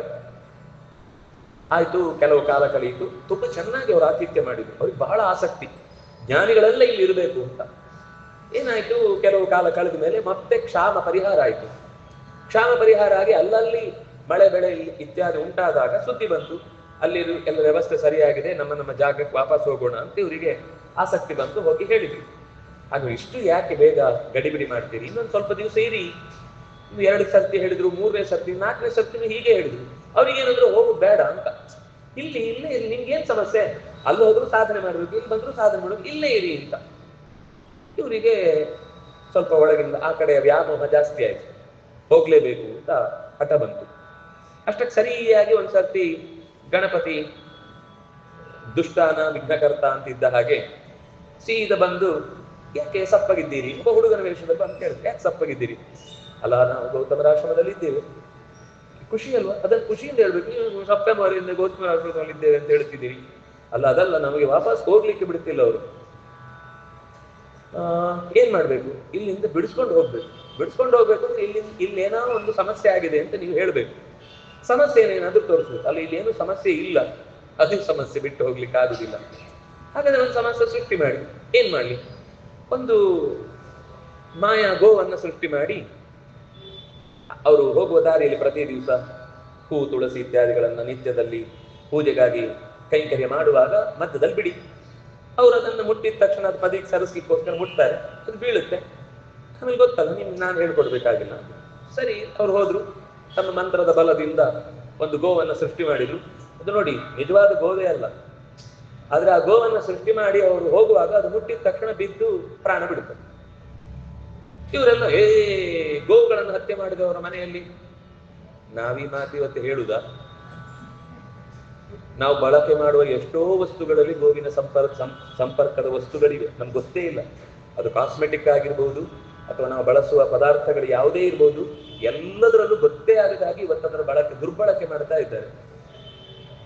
ನಾವಂತವರ ಮನೆಯಲ್ಲಿ ಅಂತಹದ್ದನ್ನ ಸಪೋರ್ಟ್ ಮಾಡುವವರ ಮನೆಯಲ್ಲಿ ನಾವು ವಾಸ ಮಾಡುವುದಿಲ್ಲ ಅಂತ ಎಲ್ಲ ಗಡಿಬಿಡಿಯಲ್ಲಿ ಹೊರಟರು. ಇವರಿಗೆ ಆಶ್ಚರ್ಯ, ಯಾವತ್ತೂ ಓಡಾಡದ ಗೋವು ಇವತ್ತು ಇಲ್ಲಿ ಯಾಕೆ ಬಂತು? ಸ್ವಲ್ಪ ಮನಸ್ಸಿಗೆ ಅಸಮಾಧಾನ ಆಯಿತು. ಧ್ಯಾನದಲ್ಲಿ ಕೂತ್ರೆ ಗೊತ್ತಾಯಿತು, ಇದಿಷ್ಟು ಸೃಷ್ಟ ಗೋವು, ಇದು ನಿಜವಾದ ಗೋವಲ್ಲ. ಕೇವಲ ನನ್ನ ಮೇಲೊಂದು ಆಪಾದನೆ ಮಾಡ್ಲಿಕ್ಕೋಸ್ಕರ ಮಾಡಿದ್ರು. ಜೋರಾಗಿ ನನ್ನ ಹತ್ರ ಇಲ್ಲ, ನಾವು ಹೋಗ್ಲೇಬೇಕು ಅಂತ ಹಠ ಮಾಡಿದ್ರೆ ನಾನು ಬಿಡ್ತಿದ್ದೆ. ನಾನು ಆತ್ಮೀಯತೆಯಿಂದ ಹೇಳಿದ್ ಇರಿ ಅಂತ. ಯಾರಾದ್ರೂ ಹೇಳ್ತಾರ ಮನೆಯಿಂದ ಹೋಗಿ ಅಂತ? ನಾವೆಲ್ಲ ಈಗ ಹೇಳ್ಬೋದು, ನಾವು ಹೇಳೋದಿಲ್ಲ. ನಾವು ಹೆಂಗ್ ಹೇಳ್ತೀವಿ ಅಂದ್ರೆ, ವಾಪಸ್ ಹೋಗೋ ಟಿಕೆಟ್ ಆಗಿದ್ಯಾ, ಸಿಗುದಿಲ್ಲ, ಆಮೇಲೆ ಈಗಲೇ ಮಾಡ್ಕೊಂಡ್ರೆ ಮಾತ್ರ ನಿಮ್ಗೆ ವಾಪಸ್ ಹೋಗ್ಲಿಕ್ಕೆ ಆಗಲಿ. ಇಲ್ಲ ಅಂದ್ರೆ ನೋಡಿ ಎಂತ ರಶ್ ಇದೆ. ಟ್ರೈನ್ ಬಸ್ಸ, ಟ್ರೈನ್ ಅನುಕೂಲ ರೀ, ಯಾವಾಗಲೂ ಟ್ರೈನ್ ಮಾಡ್ಕೋಬೇಕು. ಹೋಗಿ ಅಂತ ಹೇಳೋದಿಲ್ಲ ಅಷ್ಟೇ, ಎಲ್ಲ ಹೇಳ್ತೀವಿ. ಆದ್ರೆ ಹಿಂದಿನ ಕಾಲದಲ್ಲಿ ಆತಿಥ್ಯ ಮಾಡ್ಲಿಕ್ಕೆ ಬಂದವರ ಮನೆಗೆ ವಾಪಸ್ 2 ದಿವಸ ಹೋಗಿ ವಾಪಸ್ ಬಂದ್ರೆ ಬೈತಿದ್ವಿ. ಏನು ಗೋಡೆ ಮುಟ್ಲಿಕ್ಕೆ ಬಂದದ್ದ? ಬಂದ್ಮೇಲೆ 1 ತಿಂಗಳು ಇರ್ಬೇಕಿಲ್ಲಿ. ಅದೇ ಬಂದ್ರೆ ಆ ತರ ಬಂದ್ರೆ ಮಾತ್ರ ಬನ್ನಿ, ಹಾಗೆ ಬರೋದಾದ್ರೆ ಇನ್ನೊಂದ್ಸಲ ಬರಬೇಡಿ ಅಂತ ಬೈದ್ ಕಳಿಸ್ತಿದ್ರು. ಈಗ ನಮ್ಗೆ ಮೊದಲು ಫೋನ್ ಮಾಡಿ ಬಂದ್ರೆ ಮಾತ್ರ ಅವರಿಗೆ ಸ್ವಾಗತ, ಇಲ್ಲಾಂದ್ರೆ ಗೋಡೆನೇ ಗತಿ.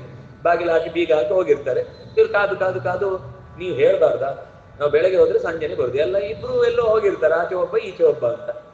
ಉತ್ತರ ಧ್ರುವದಿಂದ ದಕ್ಷಿಣ ಧ್ರುವಕ್ಕೂ ಯಾರು ಎಲ್ಲೂ ಮನೆಯಲ್ಲಿ ಸಿಗುದೇ ಇಲ್ಲ. ಆಮೇಲೆ ಅನ್ಸುತ್ತೋ ಈ ಮನೆಗೆ ಹೋಗುದಾದ್ರೆ ಇನ್ನೊಂದ್ಸರ್ತಿ ಹೇಳೋದು, ಇಲ್ಲ ಅಂದ್ರೆ ಮನೆಯಲ್ಲಿ ಕಾದಿರೋದು, ಏನು ಈ ಮನೆಗೆ ಗೇಟ್ಗೆ ಬರಿಟ್ಟಿದಾರಾ ಅಂತ ಅನ್ನೋ ಸ್ಥಿತಿಗೆ ಬಂದು ನಿಲ್ಬೇಕಾಗುತ್ತೆ. ಗೌತಮರಿಗೆ ಬೇಸರ ಆಗುವುದರ ಜೊತೆಗೆ ಒಂದು ಸಿಟ್ಟು ಬಂತು.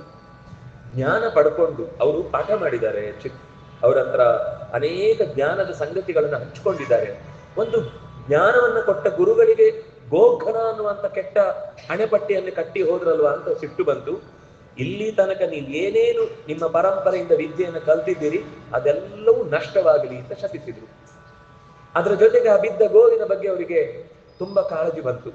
ತಕ್ಷಣವೇ ಗಂಗೆಯನ್ನ ಸ್ಮರಿಸಿ ತನ್ನ ಕೈಯಲ್ಲಿದ್ದ ಕಮಂಡಲನ ನೀರನ್ನೇ ತೆಗೆದು ಅದಕ್ಕೆ ಪ್ರೋಕ್ಷಣೆ ಮಾಡಿದ್ರು.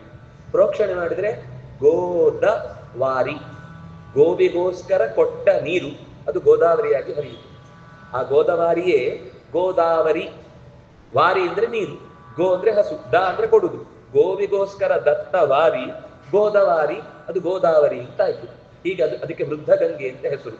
ಗಂಗೆಯ ಪೂರ್ವಜಳು ಅಂತ ಅನ್ನುವ ಹಾಗೆ.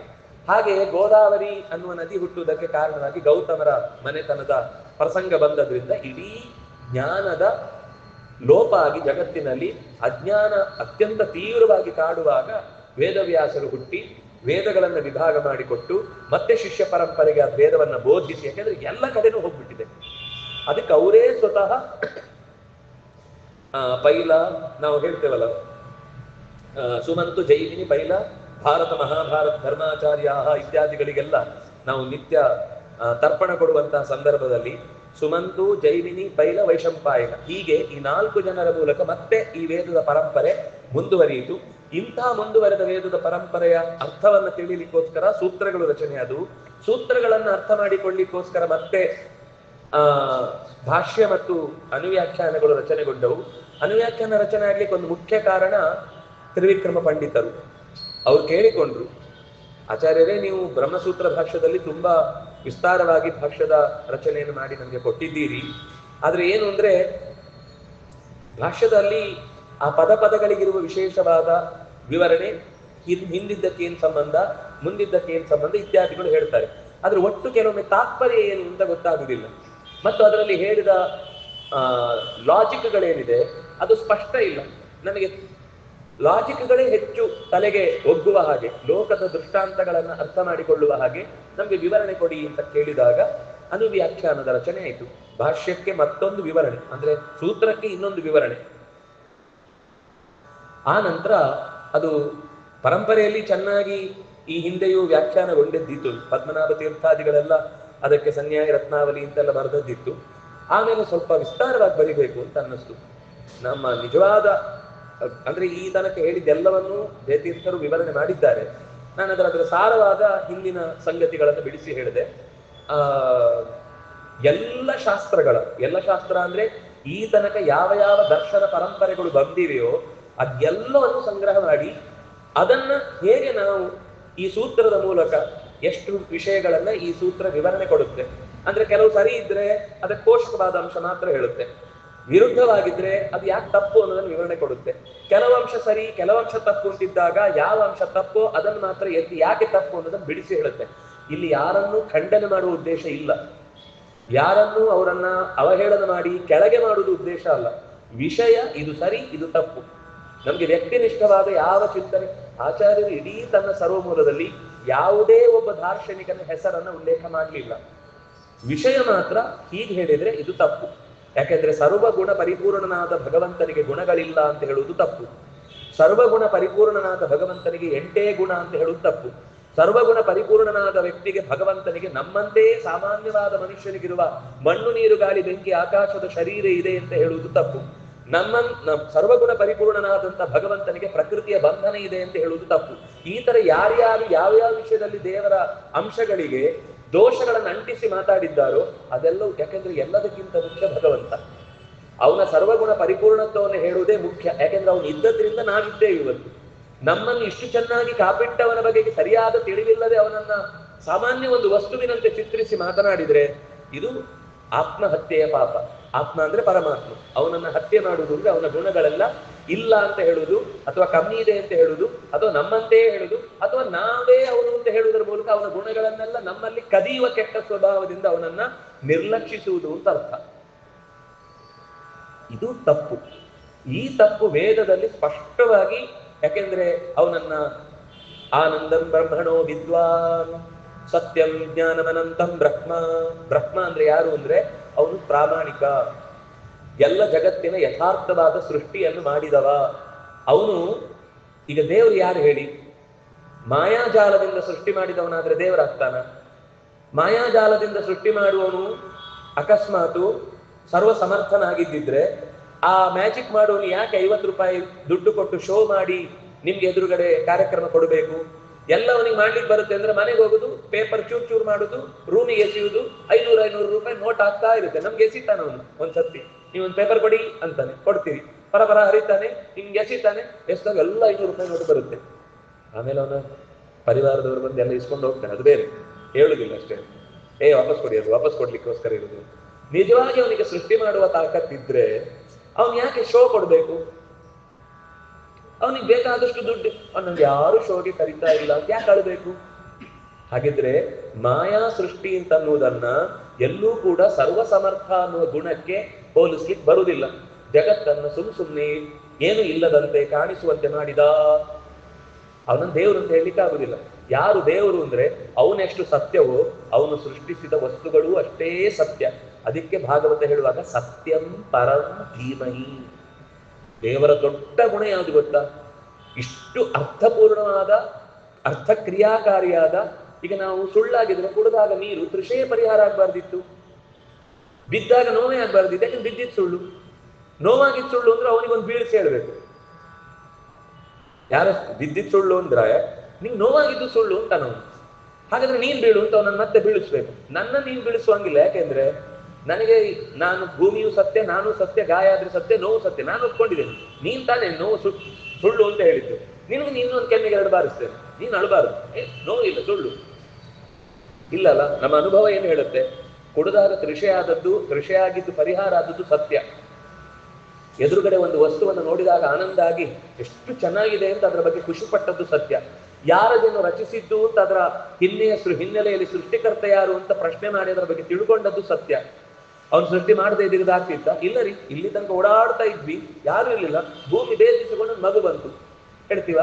ಯಾವ್ದೊಂದು ಮಗು ಉತ್ಸವದಲ್ಲಿ ಕಳೆದು ಹೋದದ್ದು ಅಂತ ಅಳ್ತಿತ್ತು, ಫಸ್ಟ್ ಏನ್ ಕೇಳ್ತೀವಿ? ಯಾರಮ್ಮ ಅಪ್ಪ ಅಮ್ಮ ಅಂತ ಕೇಳ್ತೀವಿ ತಾನೆ.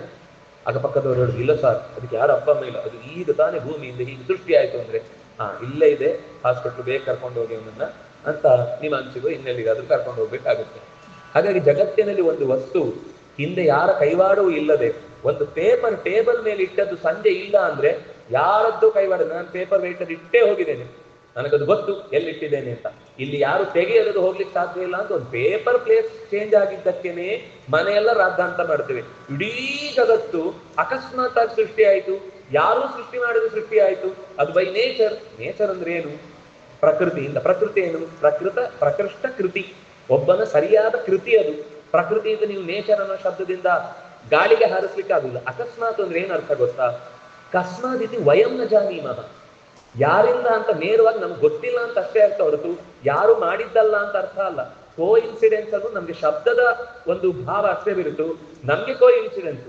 ಆದ್ರೆ ಯಾರದ್ದೋ ಒಬ್ಬನ ಇನ್ಸಿಡೆಂಟೇ ಆಗಿ ಈ ಜಗತ್ತು ಸೃಷ್ಟಿ ಆಗಿದ್ದಾದ್ರಿಂದ ಒಬ್ಬ ಸರ್ವಗುಣ ಪರಿಪೂರ್ಣನಾದ ಸತ್ಯವಾದ ಈ ಜಗತ್ತಿನ ಸೃಷ್ಟಿಗೆ ಕಾರಣನಾದ ಒಬ್ಬನನ್ನ ನಮಗೆ ವೇದಗಳು ಪರಿಚಯಿಸ್ತಾವೆ ಅನ್ನೋದೇ ಬ್ರಹ್ಮ ಜಿಜ್ಞಾಸ ಕರ್ತವ್ಯ. ಇಷ್ಟೆಲ್ಲ ಅನುಕೂಲ ಮಾಡಿಕೊಟ್ಟವನನ್ನು ನಾವು ಸರಿಯಾಗಿ ತಿಳಿಬೇಕು. ಅದಕ್ಕೋಸ್ಕರ ಈ ಸುಧಾ ಮುಂದೆ ಅನೇಕ ರೀತಿಯ ಲಾಜಿಕ್ಗಳನ್ನ ಹೇಳ್ತಾ, ಯಾಕೆ ಇಷ್ಟೆಲ್ಲ ಬಿಡಿಸಿ ಹೇಳ್ಬೇಕು ಅಂದ್ರೆ ಅವನ ಮಹತ್ವ ಗೊತ್ತಾಗಬೇಕು. ಮಹತ್ವ ಗೊತ್ತಾದಾಗ ಭಕ್ತಿ ಬರುತ್ತೆ, ಭಕ್ತಿ ಬಂದಾಗ ಜ್ಞಾನ ಮತ್ತಷ್ಟು ಹೆಚ್ಚುತ್ತೆ. ಆಗ ಬೇಡವಾದ ವಿಷಯದಲ್ಲಿ ವೈರಾಗ್ಯ ಬರುತ್ತೆ, ವೈರಾಗ್ಯ ಬಂದಾಗ ಜ್ಞಾನ ಮತ್ತಷ್ಟು ಬೇಕು ಅಂತ ಅನ್ಸುತ್ತೆ. ಇದು ತಥೋ ಜ್ಞಾನಂ ತಥೋ ಭಕ್ತಿ, ತಥೋ ಜ್ಞಾನಂ ತಥೋ ಭಕ್ತಿ. ಒಂದೇ ದಿವಸಕ್ಕೆ ಕರೆಂಟ್ ಶಾಕ್ ಹೊಡೆದಾಗಿ ಜ್ಞಾನ ಬರುವುದಿಲ್ಲ. ಹಂತ ಹಂತವಾಗಿ ಬೆಳೆದು ಬೆಳೆದು ಬೆಳೆದು ಬೆಳೆದು ಬಹೂನಾಂ ಜನ್ಮನಾಮಂತೆ ಜ್ಞಾನವಾನ್ನಾಂ ಪ್ರಪದ್ಯತೆ. ಅದಕ್ಕಾಗಿ ಕಾಯಬೇಕು, ಅದಕ್ಕಾಗಿ ಈ ಕಾಯಬೇಕು. ಈ ಕಾಯ ಇಲ್ಲದೆ ಇದ್ರೆ ಎಷ್ಟು ಕಾದ್ರೂ ಉಪಯೋಗ ಇಲ್ಲ. ಆಕಾಶದಲ್ಲಿ ತೇಲ್ತಾ ಕಾಯ್ತಾ ಇದ್ರೆ ಏನು ಉಪಯೋಗ? ಈ ಶರೀರ ಬೇಕು, ಈ ಶರೀರದಲ್ಲಿ ಕಾಯಬೇಕು, ಅದು ಕಾದಬೇಕು. ಕಾಯಬೇಕು ಅಂದ್ರೆ ಬಿಸಿ ಆಗ್ಬೇಕು, ಪಾಕ ಆಗ್ಬೇಕು. ಜೀವನದ ಅನುಭವಗಳ ಪಾಕವೇ ನಮಗೆ ಜ್ಞಾನ ಕೊಡುವುದು. ಜೀವನದಲ್ಲಿ ಎಷ್ಟೇ ಕಷ್ಟ ಬಂದ್ರು ಅದು ನಮ್ಮನ್ನ ಕೆಡಿಸ್ಲಿಕ್ಕೋಸ್ಕರ ಬರುವುದಲ್ಲ, ನಮ್ಮನ್ನು ಇನ್ನಷ್ಟು ಗಟ್ಟಿ ಮಾಡ್ಲಿಕ್ಕೋಸ್ಕರ ಬರುದು. ಯಾರಿಗೆ? ನಿಮ್ಗೆಲ್ಲ ಗೊತ್ತಿರ್ಬೋದು, ಚಿಕ್ಕಂದಿನಲ್ಲಿ 10 ಕೇಳಿದ್ರೆ ಏನಾದ್ರು ವಸ್ತುಗಳನ್ನ 9 ಪೆಟ್ಟು ಬೀಳ್ತಿತ್ತು, ಒಂದು ವಸ್ತು ಸಿಕ್ತಿತ್ತು. ಈಗ ನಾವು ಮಕ್ಕಳಿಗೆ 10 ಕೇಳಿದ್ರೆ 15 ಕೊಡ್ತೇವೆ. ಅದರಿಂದಾಗಿ ಜೀವನ ಮುಗಿಸಿ ತಾವೇ ಹೆಜ್ಜೆ ಇಡ್ಲಿಕ್ಕೆ ಬಂದಾಗ ಪ್ರಪಂಚ ಹಾಗೆ ಸ್ವೀಕಾರ ಮಾಡಲ್ಲ. ನೀವು ಹೇಗೆ ಅವ್ರಿಗೆ 10 ಕೇಳಿದಾಗ 15 ಕೊಟ್ಟರು, ಹಾಗೆ ಪ್ರಪಂಚ 5 ಕೇಳಿದ್ರೆ 15 ಕೊಡುದಲ್ಲ, 25 ಪೆಟ್ಟು ಕೊಡುತ್ತೆ. ಅವಾಗ ಒಂದೇ ಸತ್ಯ ಕಂಗಾಲಾಗ್ತಾರೆ. ಹಾಗಾಗಿ ಪಾಕ ಅನ್ನೋದು ಜೀವನದಲ್ಲಿ ನಮ್ಮನ್ನು ಇನ್ನಷ್ಟು ಸ್ಟ್ರೆಂಥನ್ ಮಾಡ್ಲಿಕ್ಕೋಸ್ಕರ, ಗಟ್ಟಿ ಮಾಡ್ಲಿಕ್ಕೋಸ್ಕರ ಬರುವುದಾದ್ರಿಂದ ದೇವರು ಏನೇ ಮಾಡಿದ್ರು ನಮ್ಮ ಒಳಿತಿಗೋಸ್ಕರನೇ ಮಾಡ್ತಾನೆ ಅಂತ ಚಿಂತಿಸುವ ಧೈರ್ಯ ಬಂದ್ರೆ ದೇವರ ಬಗ್ಗೆ ನಮಗೆ ವಿಶ್ವಾಸ ಇದೆ ಅಂತ ಅರ್ಥ. ಆ ವಿಶ್ವಾಸವನ್ನು ಹುಟ್ಟಿಸ್ಲಿಕ್ಕೋಸ್ಕರನೇ ಸುಧೆ ಅಮೃತವನ್ನ, ನ್ಯಾಯಸುಧಾದ ನಿಜವಾದ ಹೆಸರು ವಿಷಮ ಪದ ವಾಕ್ಯಾರ್ಥ ವಿವೃತಿ ಅಂತ ಅದರ ಹೆಸರು. ಆ ಗ್ರಂಥದ ನಿಜವಾದ ಹೆಸರು ಜಯತೀರ್ಥರು ಕೊಟ್ಟದ್ದು ವಿಷಮ ಪದ ವಾಕ್ಯಾರ್ಥ ವಿವೃತಿ. ಆದ್ರೆ ಅದು ಸುಲಭದಲ್ಲಿ ಎಲ್ಲ ನಮ್ಗೆ ಅಷ್ಟು ದೊಡ್ಡ ಶಬ್ದ ಹೇಳಿದ್ರೆ ಗ್ರಂಥವೂ ಬೇಡ ವಾಕ್ಯವೂ ಬೇಡ, ಹೆಸರೇ ಬೇಡ ಅಂತ ಬಿಡ್ಬಿಡ್ತಿದ್ವಿ. ಅದು ಸುಲಭ ಮಾಡಿ ನ್ಯಾಯಸುಧಾ ಅಂತ ಕೊಟ್ಟರು. ಅನೇಕ ನ್ಯಾಯಗಳ ಮೂಲಕ ಅಮೃತವನ್ನ ಪರಿಚಯಿಸುವ ಈ ಕೃತಿಯ ಇನ್ನ ಕೆಲವು ಸಂಗತಿಗಳನ್ನ ನಾಳೆ ಮತ್ತೆ ನಾವು ಅನುಸಂಧಾನ ಮಾಡೋಣ ಅಂತ ಹೇಳ್ತಾ, ಕಾಯೇನ ವಾಚ ಮನಸ ಇಂದ್ರಿಯರ್ವಾ ಬುದ್ಧ್ಯ ಆತ್ಮನಾವ ಅನುಸುತ ಸ್ವಭಾವ ಕರೋಮಿ ಯದ್ಯತ್ ಸಕಲಂ ಪರಸ್ಮೈ ನಾರಾಯಣಾಯೇತಿ ಸಮರ್ಪಯಾಮಿ. ಶ್ರೀಕೃಷ್ಣಾರ್ಪಣಮಸ್ತು.